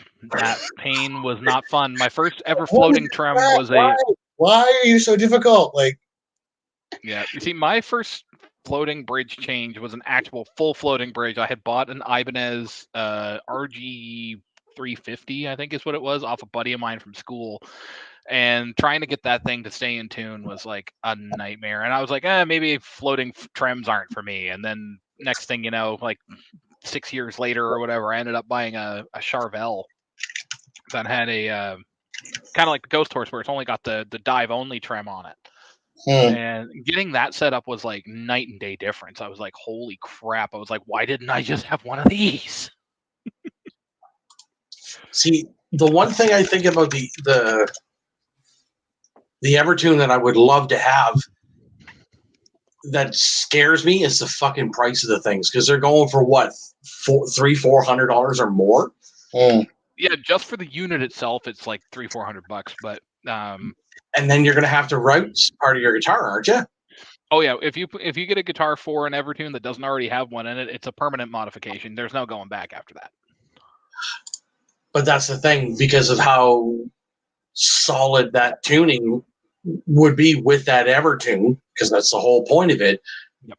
Would you really want to go back to a basic bridge after that? Like that would be my question to anybody who, fucking. Yeah, well, I mean, having played one, I would definitely take an Evertune over a traditional hardtail. And because I find the other thing too is, I find, at least the way that my hands are, that I play better and more consistently on a Floyd. I don't know if it's just the way the saddles are rounded or whatever, but when I'm playing on like a traditional like stop tail, like on my Gibson, I find that I play differently and I sound different. The Evertune, the saddles are much more akin to what you would find on a Floyd or like the Ibanez equivalent. So they're a little bit more rounded off. They kind of have that like similar feel under your palm. Like for me, it was perfect. Ideally, like if PRS ever makes a stock model that's got an Evertune, I'm I'm selling a kidney, I'll get one. I will make sure that I don't have any other bills first because have to make sure that I've got food and power and groceries and rent and all that other stuff. But if I can afford to have an extra Evertune as my rhythm guitar backup, you can, like I said, I will sell a kidney if I have to. I'll have to lay off the booze, but who needs booze? How nice is the duck? Yeah, of course, little Mr. Sober Pants over there. That's right. 3+ fucking years. And I ain't get time for that shit. Christ, I'm lucky if I can afford a cup of coffee, let alone a fucking bottle of beer. No one likes a quitter, man. Yes, well. Yeah, well, I've actually. Well, it's funny you say that, Roy, because I actually, I used to have a T-shirt that said, "I give up on coffee, but I'm no quitter." Yeah. Yeah, that's one thing I'm never giving up. The more caffeinated I am, and the more awake I am, the less bitchy I am, and then that's just better for any and everyone. No forest fires over here. It's warm, but it's not that warm. It's extremely humid right now. I was gonna say, yeah, it's more humidity than anything. Josh lives in Rainyville. I was gonna say, do you know what the sun is, Josh? Yeah, well, I mean, it did come out for a couple of days and then buggered off again. Jesus. Well, to be fair, I'm not complaining. No wonder Britain made it. It hasn't been ridiculously hot this summer so far, so I'm not complaining. Yeah. I was gonna say, I think I don't know about what you guys had in New Brunswick, but highest I think I've seen so far was without like Humidex and stuff, at least in Nova Scotia, was like 29 or 30. And then once you factor humidity in, I think the highest we had was like 36. Humidex hit like 39 at one point. Gross. Yeah. I got a pool, thankfully, but summers here is. I live in the Ketchikan Valley, which is always 10 degrees hotter than St. John proper. Yeah.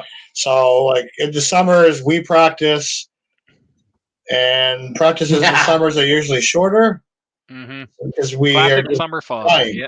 Yeah, we're dying. So it's just like drop the instrument, get in the pool, and try and get some semblance of relief. Because like when we jam, even in the wintertime when we jam, it can get snug and warm because you got to think there's 5 bodies in here. 2 of us are chunky sons of bitches, and the other 3 skinny fucks. Like they just take all the heat from us. But the summertime, no. Like what was it? 2 weeks ago we jammed. I think we played 3 songs, and I'm like, all right, fuck this. I'm going to the pool. Ran, threw the trunks on, threw my wife's fucking swimsuit at her because the kids were getting together and shit. And it's like, make it short. And I just said, fuck this. Took like 10 steps, dove in the pool, said, fuck this. Because it's too hot. You can't breathe. Oh, yeah. And it's just like, no, I'm good. I'm good with that. Yeah. 220 pounds is smaller than me, Andrew, you bastard. We're pretty lucky, I guess, where even if it is warm at Jason's, he's in a basement and he's got like 2 or 3 fans that we can kind of counteract all the heat, and he's got like a dehumidifier, so it's generally a pretty stable practice spot. So we're not like totally cooking to death. We can go in there for a couple of hours and hammer some tunes out, and then come out the other side and not be any worse for wear. What's everybody's worst guitar story that they've ever had? That like they've ever just either had a guitar where it was absolute garbage, or it's just as soon as you picked it up, you knew it was going to be bad. We all must have one of those stories.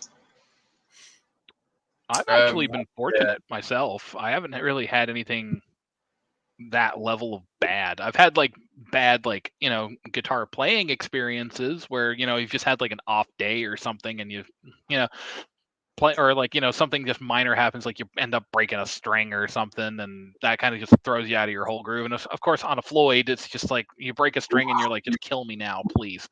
But You know, but I've never had any like crap instruments. I mean, like I said, I've had like you know, with the Epiphone stuff, like that was just more hardware and just kind of personal preference related. I wouldn't necessarily say it was a bad instrument. It was just a bad instrument for me. Josh, what about you? Yeah, well, as I said earlier, with my Ibanez, I have had trouble with the whammy bar in the past and keeping it in tune, because sometimes it takes a while for it to find its tuning, let's say. But I had an acoustic guitar. I got it off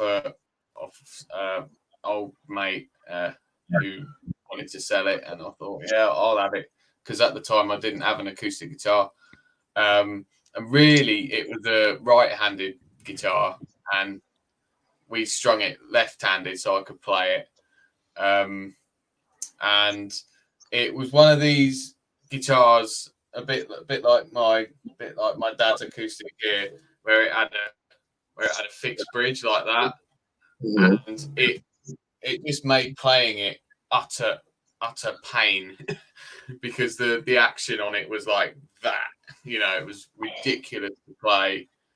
And in the end, I just thought, I've got to get rid of this. And could I sell it? No, no one blooming wanted it. So in the end, I just give it to a charity shop. But that was when I was like, you know, that was when I saw this guitar, and I was like, I have to get rid of this guitar and buy this, because the upgrade, you know, the upgrade was just like, I mean, worlds apart. You know, that was probably by far the worst guitar that I've ever played. But to be fair, I don't really think that's the guitar's fault. It's my fault for being left-handed. Yeah, that too. Probably for me, it was that first guitar that I started learning on. Like, the action was terrible on it. So when I'm sitting there and I got to the point where, okay, I was starting to learn, you know, Metallica riffs, you know, and Sabbath riffs. It was, especially when you got into the higher frets, like, I didn't start playing lead until much, much later, because the action sucked so much that when you got to the higher frets, you couldn't do anything. So it's amazing that I turned out all right, I guess. Yeah, once I got rid of that, although part of me regrets selling it, just because, you know, you only ever have one first, you know. But yeah, man, it was brutal. Like, down at the higher frets, I mean, I swear to God, you were like half inch. You know, it was just terrible. But, you know, as far as all my other guitars, I might have broken a string once live. You know, I don't tend to drop picks. I don't tend to break strings, thankfully. But I've also been playing long enough to know that you put on a broken in set of new strings before you play a gig. So, you know, to reduce your chances of an embarrassment. Yeah. Yeah, I was gonna say, have you tried the Paradigm Ernie balls, Roy? I have not. I highly recommend them. If I had more availability to get the beefies in the Paradigm, I would probably do that. They're a little more expensive, but they literally are designed to be as break resistant as humanly possible. And then they have a guarantee on them that if you break a string through normal use, they will give you like 3 sets of strings to compensate for it. Interesting. I might have to look into that. Yeah, they do. I'm pretty sure they have the Paradigms in Long and McQuaid for the Power Slinky, so you could probably try them on one of your E-flat guitars and see what you think. They do. Okay. I wasn't sure if they did or not, because I know they have them for like the 9s and for the 10s. But I can't remember the last time I bought a pack of 10s. So Yeah, the first thing I do, any new guitar I get, I take those stupid 10 factory strings off. Yeah, no.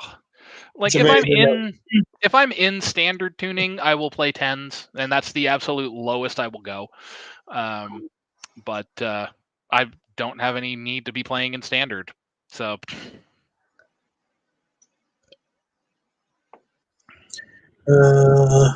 Yeah, probably one of the worst guitar stories I ever had was my very first bass that I ever bought, and that was a left-handed Vantage or vintage P bass. I shit you not, it weighed at least 20 pounds. Oof. It came with a strap. I was like, okay, well, that's good. So I'm like, oh, it's heavy. It's going to make all kinds of noise. And when I get playing fucking rock and roll riffs, it's going to be a lot of fun. Little did I know when I got it home and I put the fucking strap on, it felt like I had it, I felt like I had a cinder block strapped around my goddamn neck. And because I'm stupid and I make stupid decisions on shut up, you. Because I make bad decisions in most cases. The neck was almost bad. The neck was bad. It had cracks in the back of it. The fucking action had to be at least about that high on it. Your standard sort of, 10 to, or not 10, fucking 45 to 100s on it. And I'm trying to play this thing, and I plugged it in, and everything was wrong. The input jack was bad. The pickups were sort of almost gone. Mind you, I only paid $150 for it. But trying to play this thing with high action, not having a clue how to adjust the action on it at that point when I was just a kid, I was just like, no, I think I'm good with this thing. So I took it in, got rid of it at one of our local shops where they're like, yeah, we'll just take it, fix it up, and sell it for next to nothing. I ended up going out and I bought my first Yamaha, well, not my first, my second real bass, which was a Yamaha RBX 270. And that thing, I wish I never got rid of it, but I that was pretty much when I was sort of making my way out of playing. And that was probably by far one of the best basses I've ever owned, other than the two Schecters that I had. But yeah, that Vantage left-handed P bass thing was, good Lord. Yeah. You for your Schecters there, Trev, it was a stiletto and a scorpion? Yeah, the Scorpion bass, which was sort of a baritone-ish. It was an extra long scale. It was 35.5-inch scale, so you had to buy super long scale strings, which is a pain in the fucking nuts because you have to order them. They cost about $50. And the first time Roy and I actually had it to restring it, I was like, "Oh, I'll just buy the regular pack. That'd be fine." Nope. The taper came right up halfway between the first fret and the nut. So I was like, well, I guess it did work now, did it? So got rid of that. Went, got Lon McQuaid to order me the right strings and then put them on and then tuned it to C standard. And of course, I had to buy a 5-string set and take the high E off or whatever the fuck it is. Got rid of it. And it was crunchy. It was full, and it sounded like mud. But I loved how it sounded.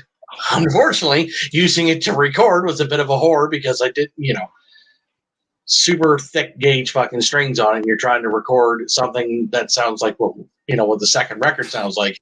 It's not exactly the easiest. Yeah, well, you want to talk about low tunings. Bill at one point had one of the Warwick Vampires, which were like one of those weird limited edition things. But it was tuned to an F sharp below B. That was so it was F sharp B E A was your tuning. So it was like basically 8-string but down an octave. And so what he did for Doom Machine was he tuned it up a half step. So his low string was a G, so it was G, C, F, B flat was his tuning. But that thing had I think it was like a 37 or a 38-inch scale. Like, it was gross. And he if the pickups hadn't have gone bad, he would still probably have that bass, and that would be his main bass. And just in case you're wondering, they do have the beefies in the Paradigm, bud. Oh, I know you do, but they don't keep them in stock in the stores. You have to order them in. Well, it's because that's too easy. But I mean, how many guys are really in figuratively? How many guys are like playing those sort of higher end fucking gauges, right? Exactly, and that's kind of what I mean, right? So I mean, like, yeah, I can do it and I can get them, but I mean, like, I don't want to have to pay for them and then wait 6 weeks for the stupid things to show up. I'll just deal with the regular slinkies at that point. Yeah, that's fair. Yeah, so yeah. Ironically enough, though, I actually did get to use the break a string and we'll give you a free set policy. Oh, did you? Yeah, I had bought a set of those. Excuse me, Paradigm beefies. They came in. I put them in on the what's the Torero, and tuned it up and stretched them out at home before going to rehearsal one night and started playing. And then next thing you know, pop. And here's the thing though, I thought it would have broken at one of the two ends of the string. It would have broken at the tuner or at the bridge. Broke right in the middle. Well, that's fucking weird. I took a picture of it, took my receipt, emailed it to Ernie Ball. Next thing I know, I've got 2 packages of beefy slinkies sitting in the mailbox. Nice. Now, did they give you paradigms? They did. They did. Sweet. Yeah, so I used them until I had them, but then I was just like, I'm not going to bother ordering these and wait the 6 weeks. I'm like, the beefy slinkies are right. The regular ones are right there. Just gimme. They're just as easy to use and put on. Do just as good of a job. Yeah. Yeah. How many we got watching, Josh? Currently, we've got 4 people watching. That's more than I expected. Yeah, that is true. Yeah. At one point, we had about 8 or 9 people watching. Oh, there we go. It's not too bad for a first time out. Good start. Yeah. Would have been nice to have cracked double digits, but you can't win them all. No, that's right. I mean, plus, let's be honest, it's us. Yeah. What do you mean, man? Well, it's kind of hard because again, it's sort of a one-off / maybe one of others. Who knows? Yeah. Andrew's watching. He always watches because not much else to do on a fucking Saturday. And you're not wrong. Yeah. So thanks for listening, Andrew. We appreciate you. More extra hugs at work on Monday, unless he tells me to fuck off. The biggest problem, is just the whole, you get the algorithm, you get, you get views later on, but it's no different. Like if I'm doing like a Twitch stream or something, I mean, sometimes I get a bunch of people, and a lot of the time I'm just talking to myself. Yeah. Well, you know what? Talking to yourself is fine. It's when you answer yourself that you have a problem. Hello, me. It's me again. Me again. You can subdue but never change it. Yeah. Oh, sorry. Trevor and I had a rant about Megadeth the other day. Oh yeah, that was funny. Fucking Ryan went ham hock. It was fucking great. What did I actually say? I can't even remember now. But I know that you said that was like the boldest claim, but also the best claim that I've ever made. It was like the wildest and yet best statement you've ever typed about Dave. Yes, give me a second. I gotta find you. Build an audience with regularity for sure. I gotta find this message now because I actually think it's pretty. I agree with you. I think it's pretty genius. Well, Mustang's an influence and one of my favorite guitarists.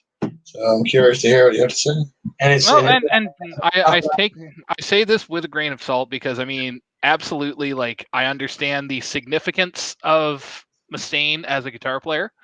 So yeah, exactly. To put it bluntly. So what I had said was, here's how I look at it. Dude started a band purely based on spite for his ex-bandmates. He's been the only consistent member of said band, and other musicians who work with him said he's absolutely batshit, including Kerry King, might I add, who was in the band for all of like 3 shows, and then he was like, nope, I'm out. 5, okay. I was close. Either way, if Kerry King is out, that should tell you the level of batshit crazy this man is, because Kerry King is batshit crazy. Plus, every time he opens his mouth, he says something ludicrous. This is back to Dave, by the way. He's more concerned with being in the news for the wrong reasons. His leads are essentially Kirk Hammett without the wah, just played faster with tiny bits of actual composition throughout. He's never been a lead player, but he acts like he is. Lead singer disease and lead guitar ego all smashed into one redheaded fuck. Yeah. That was about full. Like, yep. Again, but then I also followed it up with this. Do I still enjoy Megadeth? Absolutely. Am I glad I saw them live in Halifax this year? Fuck yeah. Do I think Dave's a good musician? Nah. Oh, my dude writes rhythms more complicated than most guys' leads. and That's true. Gotta give him that. And he sings over it. So Oh yeah, like he's definitely got like his niche, and he is, like I said, he's good at what he does, and I'm not knocking him for that. And it's just one of those things where it's like he's kind of one of those very controversial media personalities in the metal scene, and it's just like sometimes I just wish I could shove a sock in his mouth and tell him to shut Trevor the and fuck I up. talked about this, many times in the past. Like the biggest problem with Dave is he's had to endure the media constantly bringing Metallica up. Yep. Like people keep ripping off the Band-Aid before, the whole time since Megadeth has been a thing and he left Metallica, they booted his ass out. It's always been a sore spot because let's face it, Metallica's richer than God. Megadeth isn't even in the conversation. Yep. So, I could see to a point, but like you were in the band for like what, a year? Yeah, so like get over it, man. Like, and he's like, I would give it all up. Why? Because then we'd have two less, one less good band. Yeah, and there's actually another thing that I always bring up.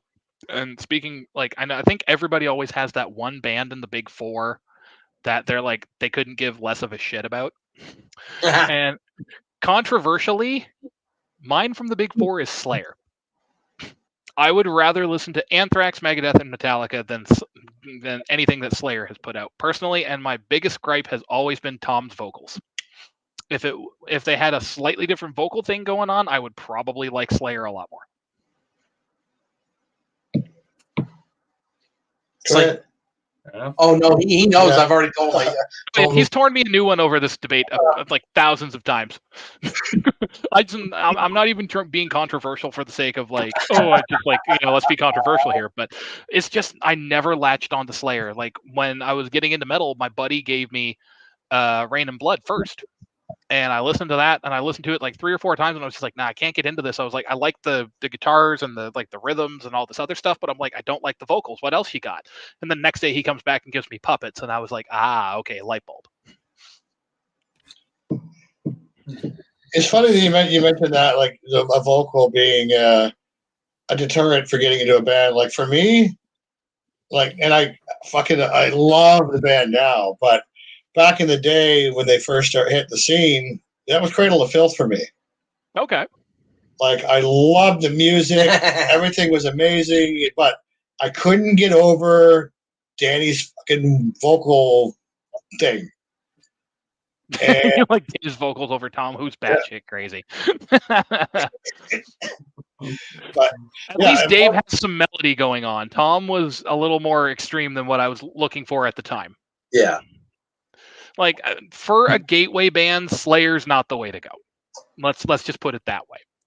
So, and I think that's kind of where I'm coming from with that. And then that kind of stuck with my opinion on Slayer. Like, I mean, if Slayer comes on at like a metal show for background music or something, now I can listen to it and I can kind of tolerate it.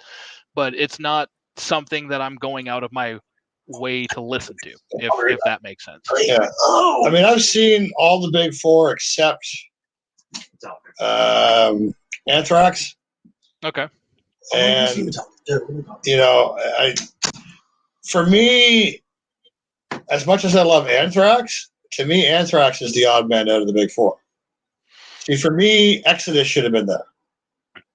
You see, now that's I think to a certain degree there's where like now we're kind of shifting into a different argument. Yeah. But like I agree with you that out of the Big Four, there were some other thrash bands that would have been a better fit for Anthrax or whatever. Like I personally, for me, I would say I would replace Anthrax, even as an Anthrax fan, I would replace Anthrax with something like Testament. Bingo. Yeah. Testament was huge for me back in the day. Yeah. What else can you say about Testament? Yeah, right. I mean, Skolnick is like he's again one of those humans that's on another level when it comes to that stuff. And then of course you get like Gene Hoglan on drums. I mean, the dude's resume is basically, you might as well just put metal under his name and just call it good. Yeah, that guy's a freak. The Atomic Clock, and it's a well-named, well-earned nickname. And yeah, Andrew, you're right. I mean, that was kind of the whole point of the Big Four is who were the four most commercially successful, bands, out of the scene. And yeah, Anthrax, obviously, was pretty damn big. Mm. But I mean, you take the revenue of all, Slayer, Megadeth, and Anthrax, put them together, and Metallica makes that a night. Pretty much. These other guys are playing clubs, and a lot of people, there's some people that'll shit on Metallica nowadays, and everyone's got their opinion or whatever. But yeah, they're selling out, but they're selling at every place to go. Absolutely. And another thing that I will say on the Anthrax thing, I would say that next to Hetfield, Scott Ian has one of the best right hands in the thrash metal rhythm sections that I've ever heard. Without a doubt. I would especially consistency. Yeah. And Scott Ian is probably one of the most consistent rhythm players that I've ever heard.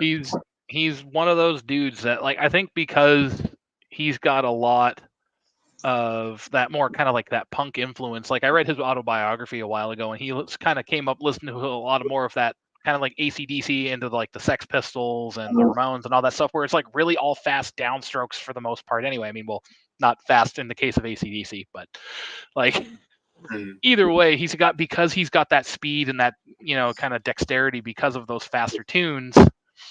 He is, as soon as you started bumping up the tempos, it was okay. I mean, his audition, one of the audition songs to get into Anthrax was an Accept tune, Fast Like a Shark, I think is what it's called.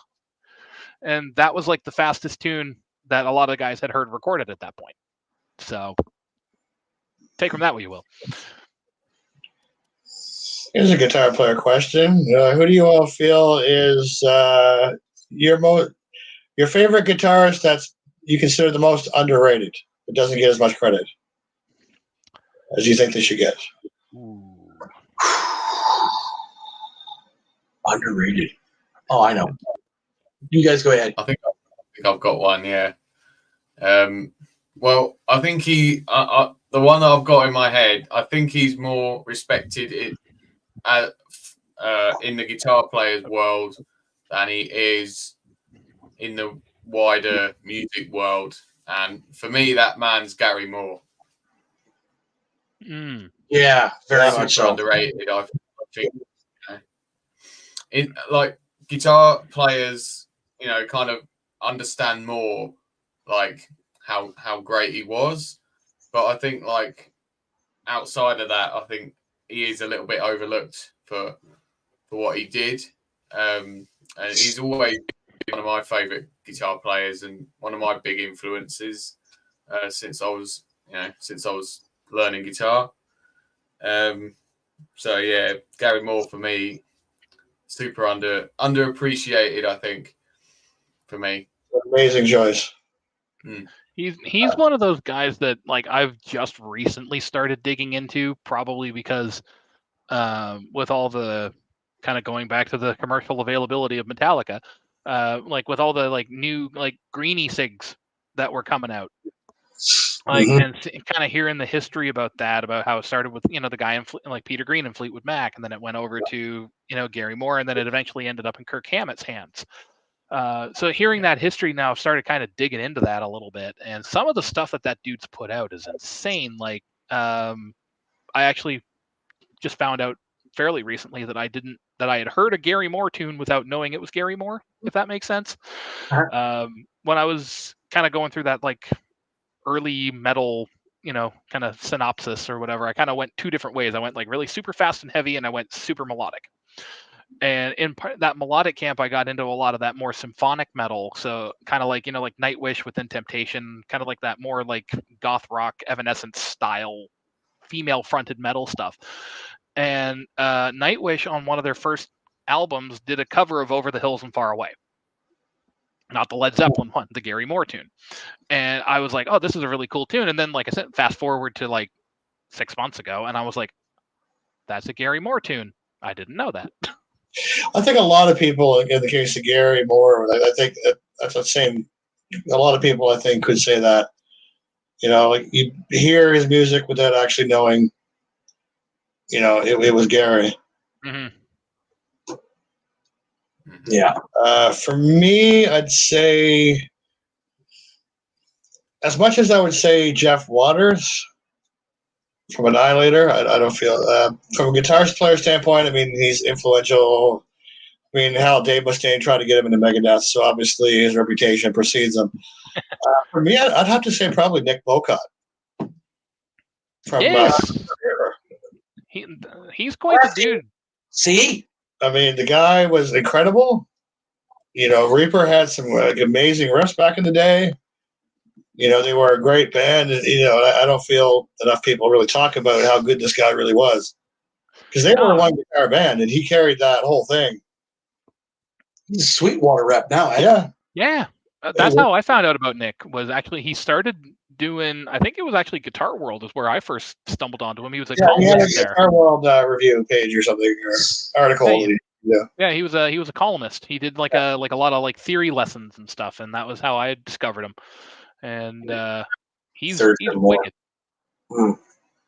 But I saw some of the Sweetwater stuff he did where he was doing like some of like the dime bash stuff or whatever, and just he's got those dime style rhythms like right in the pocket. And I mean, nobody's ever going to be able to truly replicate what Dime did. Yeah. But like Bocott comes within spitting distance for sure. Yeah. Mine is, and I'm literally wearing the shirt. Trevor Perez. I could go and fucking willy-nilly pick a bunch of fucking rock and roll guys, but Trevor basically defined a completely different death metal tone comparative to just about any other. And I'll use another one just for sort of a bonus thing. Trevor's got the simplest of setups. He plays a Fender Strat with a humbucker in the bridge, 2 single coils. He has Marshall stacks. He has a full one, but he only uses just the head and one of the cabinets. The other's for show because fun. Mm-hmm. His rig, his pedal rig, is a Boss chromatic tuner, a noise suppressor, and a rat pedal. That's it. Oh, but he has an A/B switch so that if he has the same setup for switch A and B. So if one goes down, flick of the button, boom, there. He still has his tone. They play in D standard. He uses the 10 to 46 gauge strings. He doesn't do any, and there's no extra flash. And he just rides on that bridge pickup, which is his humbucker. Yep. Nothing fancy, and he has all the filthy, nasty obituary guitar tones that you could ask for. And they, without a doubt, are the AC/DC of death metal. That's quite the description. But when you listen, if you go listen to Obituary's fucking discography, it's the same. It's the same repetitive sort of thing over and over, but it never gets fucking boring. Well, yeah, Simon. Like Simon said, it's really because his name's Trevor, but he spells it Trever. The other one that doesn't get enough talking about is Pepper Keenan. Again, same dude's been playing with Corrosion and Conformity since the 90s. He's in Down, and he's literally one of the nicest fucking dudes out there. Him and Woody Weatherman. Just because there's no real flash about him. He just plays, an ESP, LTD, and Corrosion. He plays a couple different Gibson guitars and fucking Down. And he's just simplified guitar riffs, but the tastiest of riffs. And that's why I also would call him a riff lord in my eyes. Mm-hmm. Even though I love Kirk Winstein, and apparently everybody tells me I look like him, but whatever. I can see the Winstein comparison there. I think it's mostly the beard. Well, that and everybody, like, I have a trucker hat. When I put it on backwards, they're like, "Who the fuck you look like Kirk?" I'm like, yeah. And if I only had his guitar talents, that'd be a hell of a lot of different story. different story. Amen, yeah, dude. Trevor Perez and Pepper Keenan, two of the baddest dudes on the fucking planet. Yeah. And on the note of simple setups, that's, like I said, we've talked about it before, but literally my setup is guitar, Black Spirit, a volume pedal, and a tuner pedal, and that's it. I just basically use the volume almost more as a mute than anything, just between songs, so that there's no chance for feedback or anything to go crazy. Yeah, it's pretty much the same with him too. Black Spirit, tuner pedal, amp, and his guitars. That's it. And it gets all the chugs that we like to hear and yell into a microphone in. Yeah. Now here's a kind of a weird thing. This is kind of funny. The Black Spirit works really well live, and at least speaking for myself, I know I've gotten tons of compliments from other musicians saying like, man, like your tone fits really well with the band, blah blah blah. When we tried to record it, it didn't work. And when we did the last album with Doom Machine, all the guitar tones were Bill's old solid state Marshall head, and for some reason that was just the tone that we were looking for. That's weird because that's all Roy ever uses. Yes, Tim from Clutch is also killer too. Yeah, I don't know, man. Like when we just recorded the EP, when we recorded City Eater, I got my tone. So it sounded there. When we did, we're doing the EP. My tone's there. I didn't have to really tweak anything, but yeah, I mean, you said you do drop C. Drop C, yep. Yeah. I don't know, but that's weird to me. Yeah, it was really weird. I don't know what it was. Like, we tried a couple of different things to, like use the red box, and we tried like disabling the cab impulses and all this other stuff, but we just couldn't get the H&K to have the right cut that we wanted in the mix with like whatever else is in Bill's recording chain. So we just ended up going right into the Marshall, plugged that into the rig, and that was the thing. And for some weird reason, it just worked. So I mean, like, if as the old saying goes, if it ain't broke, don't fix it. So I mean, that was what Bill recorded all the other Doom Machine stuff with prior to my joining the band. So I mean, it obviously has some mileage to it. Yeah, when we did Faith and Death, the Marshall head and the tone that I had set up, the guy that was recording us, just for whatever reason was not happy with the sound out of it. We ended up doing the Faith and Death album through Orange heads. Oh, okay. Which I wasn't necessarily... Dark Terror, I think it was. Yeah. I wasn't necessarily too happy about it at the time, but, the project needed to get done. I mean, it sounded all right, but tonality-wise, it wasn't the tone that I normally have. Right.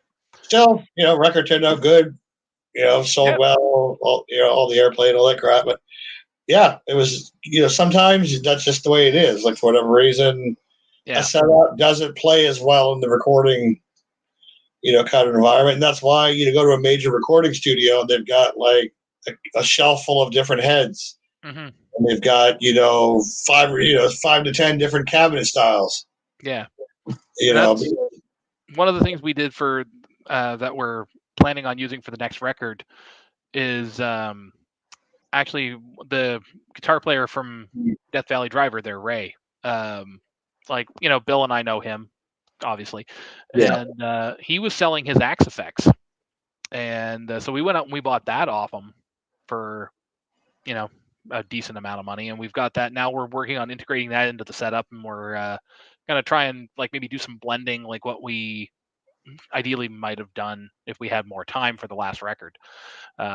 Maybe kind of do some more tone blending, trying to maybe mix some of the Axe Effects tracks with something with the Marshall and kind of see where it goes. We've done some rough messing around, and some of the tones that we've come out with from the patches that Ray has in the Axe Effects are already killer. And we've found some cool little weird effect patches that we can use for ear candy in the background. So we're at least, speaking for myself, the stuff that Bill and I have written for this record is going to be kind of heading a little more back to the first couple of albums, a little more kind of classic Doom Machine stonery kind of stuff. So it's going to be some pretty kind of dead simple.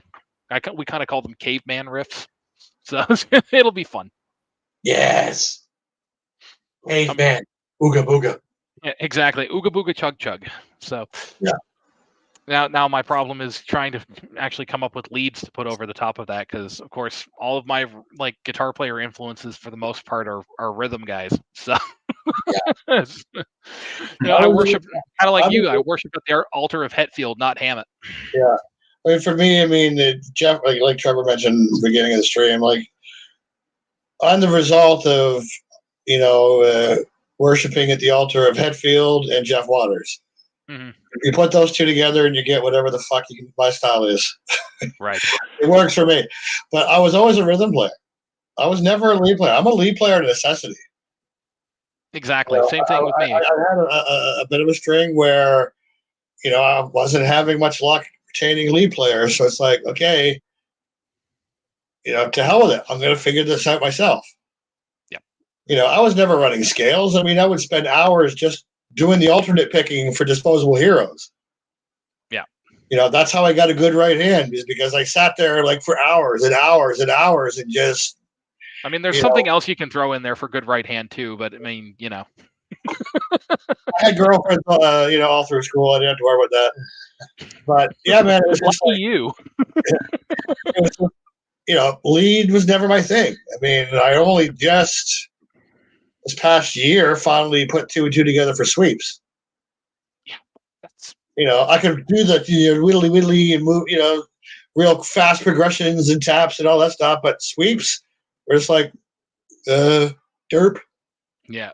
But somehow my brain's like, oh no, it's like this. It's like, oh, okay, well, cool. Yeah, that was the thing that unlocked sweeps for me was I'll probably get like booed for this, but whatever. The lead guitar player for Black Veil Brides. Oh God! Fuck you guys.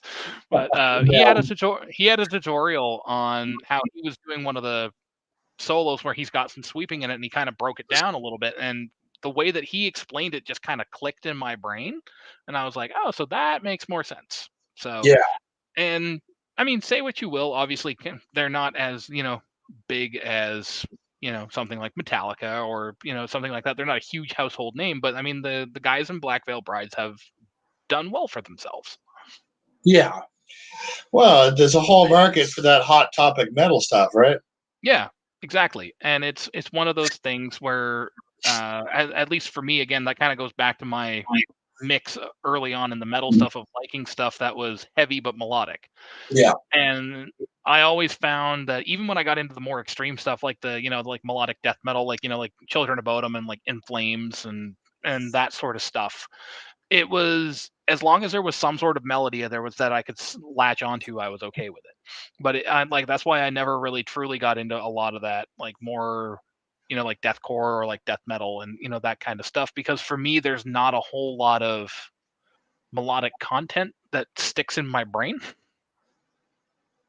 But I mean, like, I'll listen to it again. It's music, and everybody's got their influences. Everybody's got their own opinions on that, and I have no problems with that. I mean, one of my favorite bands mixes like 5 or 6 different styles of metal into one thing, and that Trivium, like, they've got a lot of like death metal and like deathcore influence in there, but then they also mix it in with like a little bit of black metal, a little bit of metalcore, a little bit of like thrash metal. They've got like kind of a wider palette of stuff to choose from, and it kind of works for them. So John's just woken up now.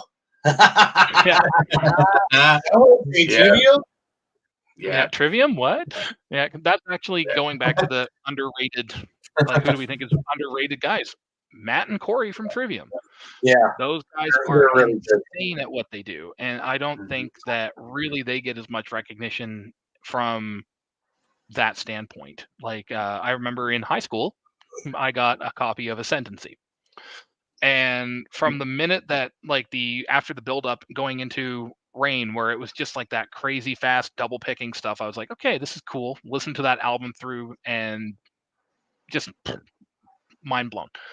And that kind of started me into the metalcore stuff. So I went from there to like, Bullet for My Valentine and, like kind of like more like pop punk core, if you want to call it that, like, like A Day to Remember and, Black Veil Brides and that sort of stuff. And that kind of like stuck in my brain and kind of became a formative thing. And Trevor's probably laughing, thinking like, oh, Avenged Sevenfold's in there somewhere, It's that guy's like literally the fucking next worst thing to Dave Mustaine vocally. Fuck you dead. Okay, but you know what else is good though? Oh, Chris Barnes.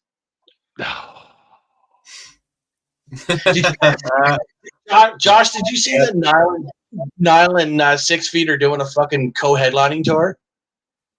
Are they? Fucking, can you imagine having to sit through them, 2 other bands to get to hear Nile? Ugh. Why the fuck? Look, I love Barnes back on the Bleeding and Tomb of the Mutilated. He should have just stopped after that. But you can't tell Barnes nothing because his dick's always in his hand talking about how fucking great he is of a fucking amazing death metal vocalist. Like, dude, shut up. Fucking George farts and he sounds better than you did. But anywho, before I make Roy go deaf kneeling, didn't he? It's the overinflated sense of self-importance that gets me. I mean, I would expect that level of ego from one of those pussy glam metal guys back in the day, but like, you're supposed to be like dark and brutal or some shit. Like, shut the hell up. Like, someone listed their favorite, death metal vocalists, and they had to like reply, and it's like, no, you're wrong. This is the real list. This person shared their opinion, asshole. Like, you weren't asked to share your opinion. Yep. But opinions are like assholes. Everyone's got one. Got that right. Well, see, Nikki Sixx just did that the other day because he started going on and on about people shitting all over the new record, the new singles. He's like, "Well, we didn't ask for your opinion." It's like, motherfucker, what do you think fans are, you schmuck? Anyways, that's a video that's coming. Yes, I know I said it the other day, but I'm doing it. Let's be honest. His bass track on that can fit on a thumb drive. Thumb drive? So you mean a floppy disk? You mean probably the producer that recorded the fucking bass tracks? Yeah, pretty much. Let's be honest. Dickie ain't playing the bass. No. Although, interesting revelation that Tom didn't play the bass on the Slayer records. I don't know. I mean, I know. I just found that funny that he's just like, oh, fucking, I did all the bass tracks because, my guy couldn't. I'm like, I don't know if you actually did them fucking bass tracks or not there, Carrie, you dipshit. I know he did a lot of the rhythm guitar because when they record in the wintertime, Jeff likes this thing called hockey. Sadly, because he's a Kings fan, but whatever. That's here nor there. We miss you, Jeff, but he's like, come on, let's get this over with. It's hockey season. Because Jeff is a weird dude, okay? Without a doubt, was a weird dude. But when the rhythm tracks were done, he's like, okay, cool. Are you all done? You're not doing anything more? Cool. I'm going to get all these leads done in 20 minutes. Because then hockey season starts, and then, well, you might have me, you might not. But he didn't have to worry about fucking sitting there fondling himself for like several hours trying to get them done because he had them done pretty quickly, right? Yeah. But well, let's be honest, Jeff was the more talented of the 2 lead players in Slayer. 100%. I mean, let's be honest. Carrie's like, "Oh, you need a solo?" Immediately grabs whammy bar. Yeah, and people complain. Listen, all the hate and shit Hammett gets for the wah pedal. Carrie gets for the whammy. Carrie for day one is just like, hey, what's this do? And that was his style. His whole style consists of going, fuck off. Yeah. You can do a solo without the trem bar, right, Carrie?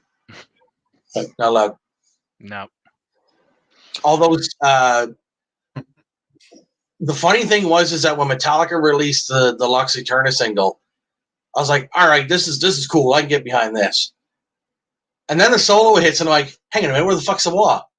This is illegal. This is not allowed, and it's not allowed in that band. Kirk has to play with the fucking wah. But woo.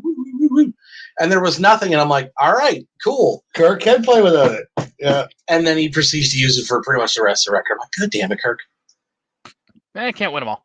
No, of course not. You can't win them all. Not with that guy. He has 400 wah pedals, and they're all the same one. Yeah. That's okay. They're just in different colors depending on what outfit he's wearing. You got to accessorize, man. What is with that band anyway, doing all the fucking color schemes with their shit nowadays? Oh, brand new record. It's yellow. Everything's the drums are yellow. We got yellow guitars, except for James, because I think he only likes white or black. Branding. I mean, it's a marketing thing, 100%. Branding. I mean, the end of the day, it fucking works. It works. They're richer than God. Lars has got a purple drum kit, so we're gonna have a purple bass and a purple super strap from ESP. It's like, boys, I know you're the rhythm section and you got to be tight, but not that fucking tight. Like, yeah. I don't think hey, let me in, you bastards. Yeah. Chug. My white guitar says, fuck you. All right. Yeah. All right. So, it did. well, it certainly did. All right, I got another guitar-related question. Woo! Well, it's kind of more music-related than guitar-related, but all right. If you had the power for, I don't know, however long, to eradicate one band from the face of the earth, and it was as if they had never existed, like we're talking like time travel stuff, like they never started, they never existed, these players never met. What band are you eliminating and why? Oh, Jesus. I hate you. But I love you at the same time.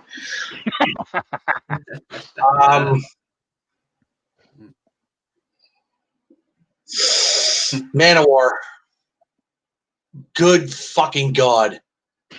Someone should have walked up to a Manowar rehearsal and just shot Joey DeMeo in the fucking head and told him to stop. Oof.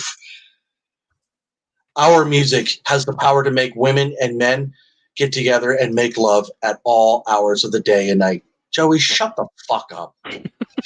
Oh, my land sakes alive. And I think that's literally the only band that I can think of right off the top of my head is fucking Manowar. Wow.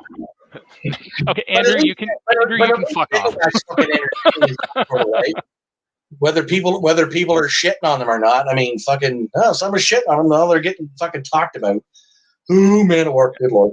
Yeah, actually, on the Nickelback thing, if you haven't seen it, there's actually a cool little Nickelback documentary on Netflix where it kind of goes through like where this whole hate on Nickelback thing started, and it actually kind of chronicles how they've like still been pretty consistent with their career and whatever, kind of going forward. I thought it was a really interesting documentary on how a band basically used media backlash as a actual weapon for their career, and they've basically kind of made it their shtick.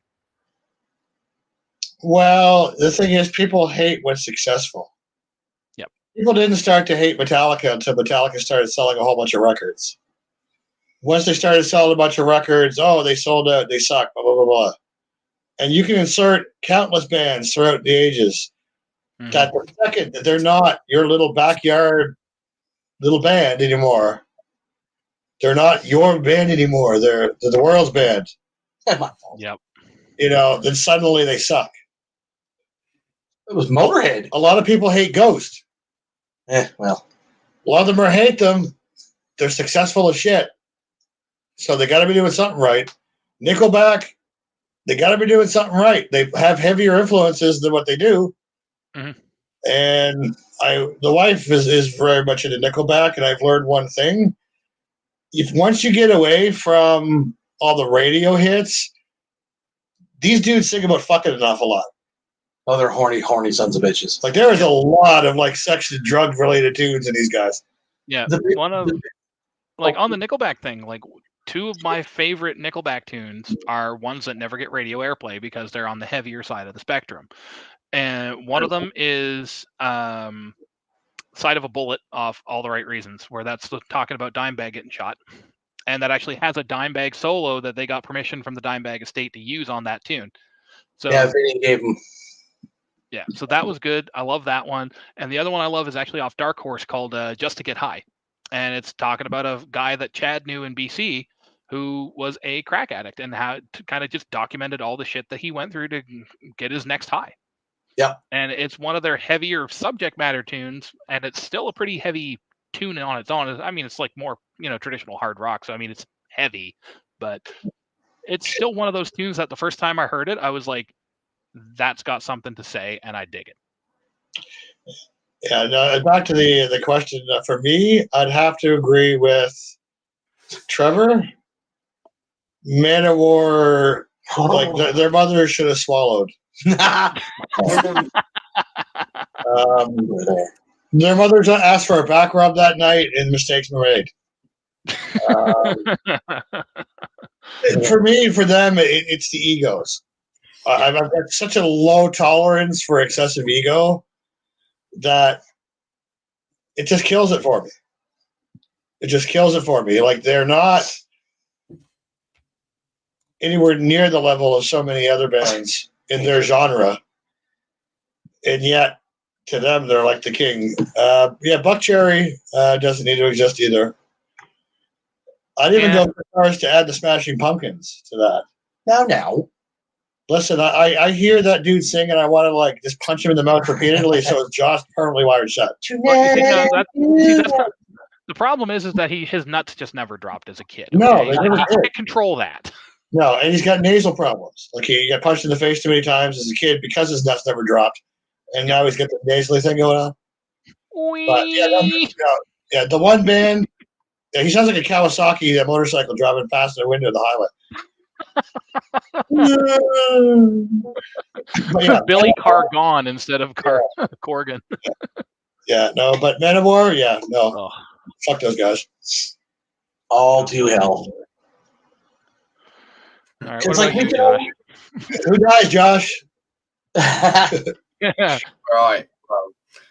Well, I could either go with the probably the popular answer or the unpopular answer here. Go with your heart. He has one? Well, he does. It's got more blackened, I guess, ever since he's been doing podcasts with me, for fuck's sakes. That's what I was getting at, buddy. You just suck the heart out of everybody. I know. Yeah, go on then. I'll do the unpopular one. Judas Priest. Listen. Whoa. Listen. Some words, my friend. Why Judas Priest? I've just never Keep in mind, you don't have Judas Priest. So many other bands that we all love wouldn't exist because they were a huge influence on. Yeah, it's true. I mean, I don't want to discredit their influence on a lot of bands, but I've just never liked them. I've just, I've just never liked Rob Halford's vocals, to be honest. That's fair. To rip his hair off. On the note of Priest, though, I saw them on their one of their more recent tours where they came through Halifax. And for a dude who's like 72, 73 years old to be hitting the notes that he's hitting, Halford's consistency is next level. He's like the only guy that gave up the drink and fucking completely went and made his voice better. And everybody hates him for it, especially me. Halford is just another crazy vocalist for me that just, again, like we all wish we could do that. And I think subconsciously that's one of the reasons we hate them. It's just like, I know I can do this, but you do it better. Fuck you. Andrew's got all the fucking takes today. What is this? What did the Scorpions ever do to you? Must just be Rock You Like a Hurricane, because I mean that's fair, because I'm kind of over that song. They've got so many better songs. I'm saying, like, dude, straight up, like, everybody's like, "Oh yeah, Rock You Like a Hurricane, Scorpions tune, great." Now my Scorpions pick has always been No One Like You. I don't know what it is about that tune. Another radio hit, but it just, like, I like that one better than Hurricane. It hits my ears better. So the whole Priest thing with you is strictly just because of the vocals. Probably 70% the vocals. Probably. You and I are just killing my fucking soul today, I tell you. So I think I'll bet you anything Trevor can take a guess at which band I want to eliminate. Slayer. Nah, I'm not going to go that far, dude. What? Oh, come on. Like, I was kind of hoping for a fire up here.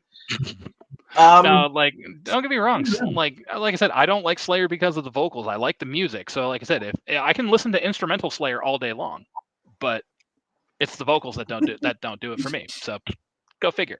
Hey, but go ahead. Five Finger Death Punch. Oh well, that's just too easy. Yeah, it's fucking easy, but you know what? There's a reason behind it. Because I mean, you know this story. I don't think Roy's heard it, and I know obviously Josh hasn't. But it was during lockdown, and their bass player decided he wanted to start running his mouth, and he decided to clap back at this hater because they were like working on new material while in lockdown, and they're like, "Oh, it's going to be great." And Buddy says, this kind of ties in with the ego comments of Man of War and whatever. But Buddy was like, "Oh, this hater was like, oh, so it's the same 12 riffs repeated from the last 6 albums. Cool, great. We know what to expect." And Buddy, then the bass player, comes back and he just claps back and he says, "Hey, you know what?" He says, "Do me a favor." He says, "Take all of your like riff hating scum lord friends with you and just go get COVID and fucking die." And he's like, "Tell Satan I said hi when you get to hell." So just about like 2 days prior to this conversation, my wife's grandmother died from COVID-related complications. I mean, I would just get rid of them just because of the whole fucking shitty riffs. I mean, that too. They had 2 songs that I actually legitimately like, and then the rest of it I couldn't care for. But listen, if it wasn't for Five Finger Death Punch, we wouldn't have got the gem, the musical genius project that was psychosexual. Ooh, Jeremy Spencer. Fuck, buddy. That you got to wonder what kind of drugs he was on when he was doing that. Probably recovering from his spinal surgery or whatever, and he was on like Tylenol 4s or something. That's some good shit, man. I made the mistake of going down the rabbit hole a little bit, and it was by far the worst thing I'd ever heard. Yeah, no, yeah. I heard the first single of it, and I was just like, "This is industrial metal done badly." Well, let's sing about being a rapist. Yeah, well, that was the first song. It was basically him trying to be an edgier Steel Panther combined with like Fear Factory and like Rammstein. Although I will say, I will give one bit of credit to Jeremy. They did a cover with that project of Typo Negative's "Love You to Death." Mm-hmm. It actually didn't turn out half bad. Okay. It wasn't bad. It was only half good, so you know. You're Typo Negative fans, so unless you're Typo Negative, I don't feel you should be doing it. But yeah, no, they actually did a respectable job of it. But other than that, the rest of it is brutal. But yeah, no, Five Finger Death Punch, I would definitely agree. Yeah, I think the other thing too is that now that I've kind of listened to them over time too, like I used to like Ivan's vocals, but then I realized that the dude is just basically a baritone version of a whiny emo singer. And this is coming from a guy who like grew up listening to like whiny emo bands like My Chemical Romance and you know and like the Red Jumpsuit Apparatus and all that kind of stuff, right? So I think that's like the only band that you can listen to that's like really emo and really whiny and that no one else would give you shit about. Because My Chemical Romance is literally one of those bands where they set the bar at such a height with that style that no one has been ever able to fucking top them, in my personal opinion. Even Evanescence with that whole Bring Me to Life thing, MCR is here and Evanescence is like here. Like that bar was hit by them, but not at that level that My Chemical Romance. And that's just based on what I've heard from the fan base. I would slightly disagree with that, only for the sense that Evanescence went on and they sold like a gajillion records. If you look at the overall record sales, I'd say Evanescence probably out of gold. That's a good question. All right, you look it up, everything else up. Well, yeah, because now I'm curious. Let's just see. Yeah, tell me if I could spell. I actually enjoy Evanescence. Oh yeah, me too, man. Revelation of the evening. Yeah, they're actually like Amy Lee has one of those voices. And like again, going back to my love of melodic and vocals, like she's got one of those voices that just hits all the right boxes for me. And the fact she's also a like kind of classically influenced, where she's got a lot of that classical piano stuff going on. I mean, she actually wanted to be a film composer before she got into Evanescence, so she's got a lot of that kind of theoretical knowledge of music, and I think that shows in a lot of what they do. Yeah, Pete's an interesting character vocally.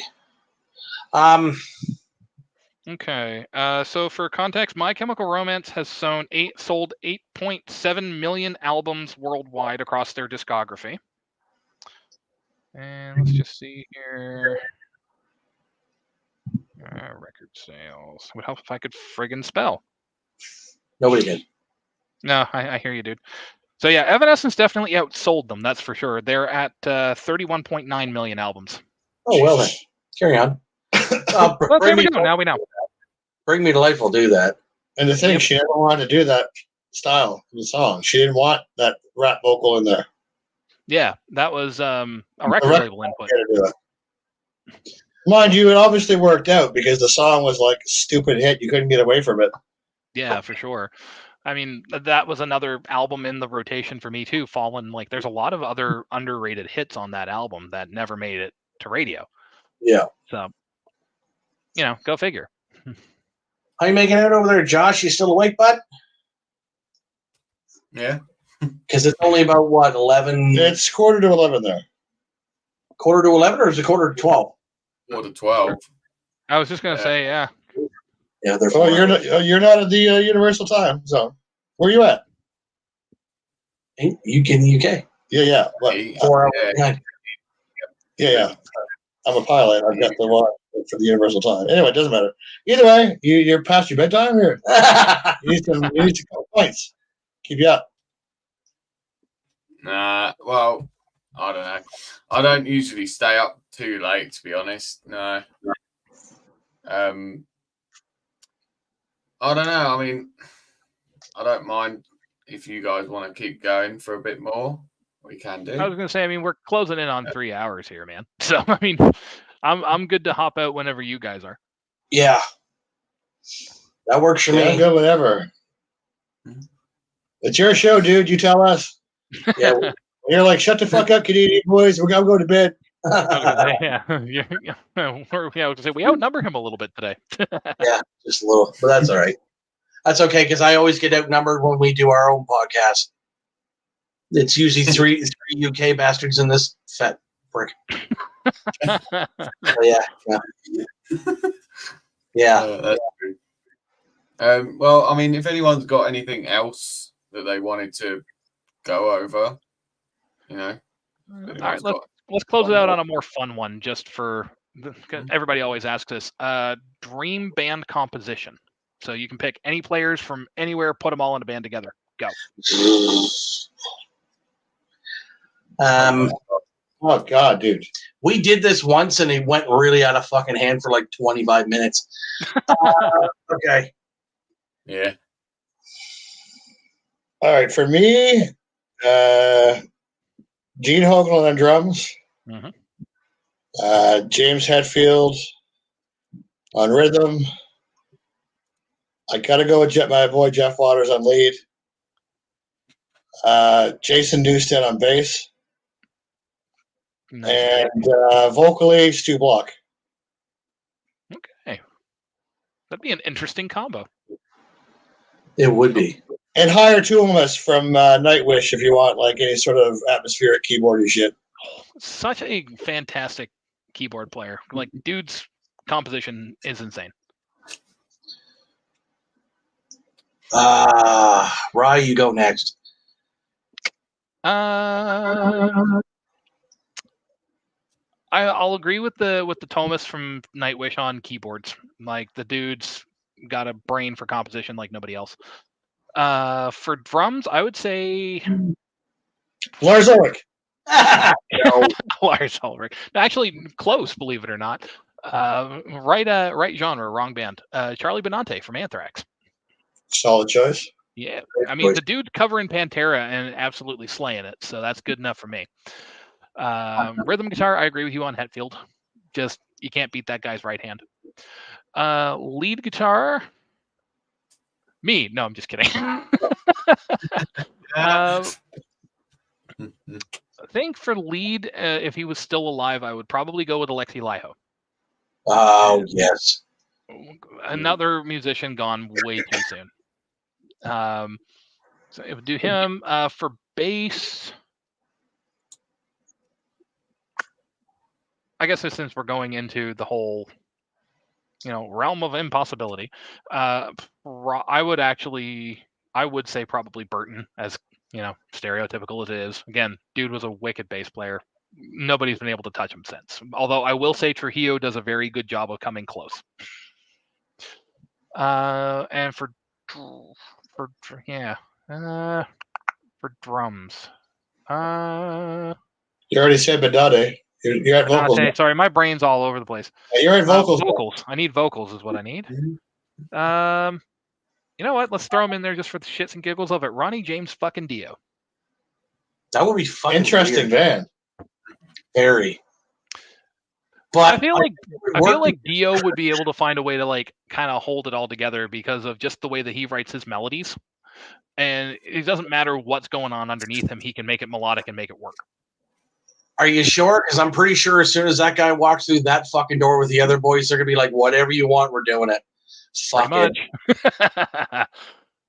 Yeah, that's a pretty cool one. Josh, I'm still thinking. Trevor, you still thinking? I'm just trying to figure out the drummer in my head. That's the thing, because I've got the other three. Okay, fair enough. I just nailed it. Do you want me to go now or what? Yeah, you go. I still need some time. I agree. It's like there's so many amazing artists out there that this is the band I want to see.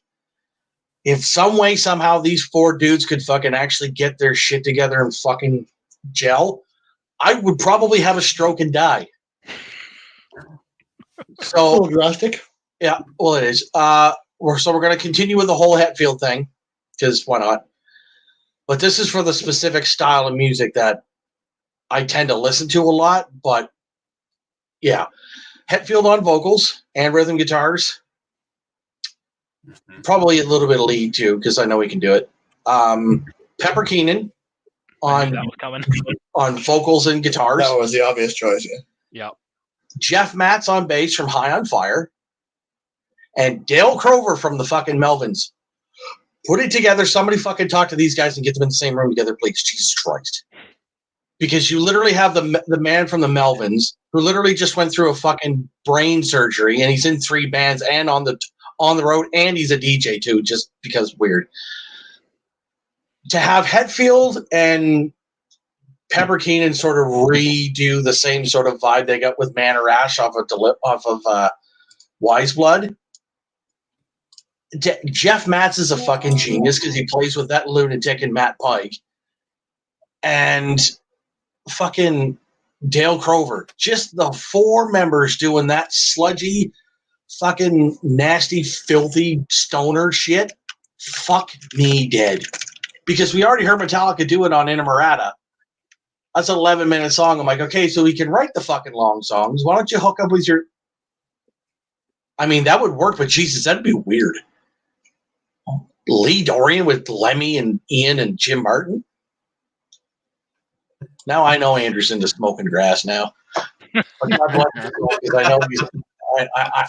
know he's into that stuff, and I'm just trying to wrap my fucking brain around it right now. That's funny. It's the Lemmy thing I think is throwing me off. But yeah, no, Pepper, James, Matz, and Crover. That'll be, my lord, that'll be just fucking perfection, I think, at the top tier. Mm-hmm. Josh, let's go. Figure it out. Okay, all right. I might have actually. I remember when we did on the podcast, we did it somewhat similar to this, and I don't want to go with exactly the same picks that I went with for that, but it's kind of hard not to because they're all great musicians.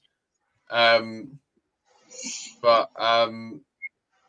yeah, I might just go with it again because honestly, it's something that I think would be awesome. Although I know it would never happen. Right, okay. On vocals, Marcos Agueda from Death Angel. Mm-hmm. Yeah. Rhythm guitar, Eric Peterson from Testament. There's a good choice. Guitar, yes. Yeah. Lead guitar, Marty Friedman.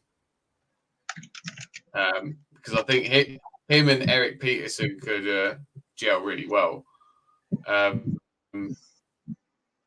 His guitar, as Ryan said, the late Cliff Burton. And on the drums, actually, I'm going to change it because originally, when I did my original one, I think I put Alex Bent on the drums, but I'm going to change it to go with Gene Hoglan. I know Alex Bent is fantastic, and I think he's an underrated drummer. But I'll go with Gene Hoglan, like Roy said, because he probably is the best metal drummer of all time, without a doubt. The guy's a freak. Like he practices with 50-pound weights at his ankles, and he still plays those blistering tempos. Yeah, with the weights on it, so he's even faster when he plays live. Like, it's disgusting.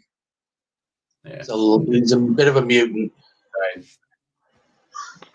Yeah, just it blows my mind. Like I saw him do a DVD with Brian Beller talking about the rhythm section for like the original Death Clock stuff, and just watching the dude play all these like complex rhythms and like like fills and all this other stuff without missing a beat, and he's just sitting there like, just looks like he's bored out of his fucking mind. I know. Concentration, because it's so fucking easy to him. It's like watching a guy like Waters or Skolnick or Satriani play a fucking solo. Like, it's just so second nature to them that it's like, okay, I wonder what we have in catering today. Well, when you were in Death with okay, now Tia, I wonder, did shit? I did the stove on. It's like it makes it so effortless. It kind of gets depressing. Yeah, because they make it look so easy that you try to copy it. It's like, fuck you. What'd you do? Like how? Yeah. So you had Osagata, Friedman, Eric Peterson, Gene, Cliff and Gene. Yeah. Pretty solid picks. Very solid. So. Yeah. Imagine all of our dream pick bands on the same bill, though. That'd be interesting. It would be incredible. Cliff Burton for a start. Well, yeah, that's a tour I want to see. James Hetfield would be a busy fellow, wouldn't he? I was just gonna say, poor Hetfield's doing triple duty. 60,000 tons or 70,000 tons of metal next year. Make it happen. Look what Andrew just fucking typed. Is that ever fucking Goonie and Wild? Give me that. Jesus. Les Claypool, Andy Summers, and Terry Bozzio. Boner! Can you imagine the nonsensical horse shit that would cause? Oh, baby. That'd be Primus on steroids. Well, you got to think fucking Les, Nutball, Andy Summers from The Police, and fucking Terry Bozzio. Probably one of the greatest fucking drummers ever, next to Kenny Aronoff. But then again, I mean, probably still one of the wildest fucking things I've ever heard of and seen that exists is the Godfather of death metal on guitar, Larry fucking Lalonde, joins Les Claypool and does fucking Primus. None of that makes sense to me, but you have to think about thrash and death metal guy, like absolute legend, is in Primus. Go figure. Mm-hmm. And he's just like, hey man, I'm here. Like every time I see an interview with that guy, he's like, I wasn't possessed and fucking. And he takes a back seat. In Primus, yeah. Because let's face it, if you're in Primus as a guitar player, your job is to add sounds. Yeah. You know, you're not taking the lead on nothing. It's less. Yeah. Well, the Les Claypool show, and just accept your fate. Yeah. That's why when you look at his pedal board for that show, it looks like the mothership. Yeah. It does, doesn't it? Oh, Les Claypool. How we love you, you fucking lunatic. Well, I think that's probably about it. We're literally 5 minutes away from 3 hours. We sure is. We got off topic a fair bit, but we still kept us musically surrounded, I guess. Hey, listen, everything we talked about involved a guitar somehow. In some way, shape, or form. Every band we've talked about has a guitar. That counts. And I didn't bother going on the fucking Dean versus Gibson rant because that would have been at least about an hour and a half for sure. So I figured I'd just save myself and just say, fuck Gibson and fuck everybody else that's not Fender. Problem solved. Oh, shit. All right, fellas, I think that's about it. Right on. Yeah. Okay, we'll call it a day there, yeah. Thanks, everyone, for watching. If you watched it after the fact as well, really appreciate it. And yeah, we might do another one of these in the future if we can get it sorted out and if people see it. Yeah. Always down. Okay. Simon says he's been sleep rating for the last 2.5 hours. Well, if you didn't productive, you'd be fine, Simon, you sissy bastard. I love you. Well, listen, that's 2 hours of sleep writing about Satan. I mean, come on. All right, lads. See you later. Josh, I'll talk to you tomorrow. Yeah. Oh, Lord. Okay. Wow. Cheers, everyone. See you, fellas. Rock on.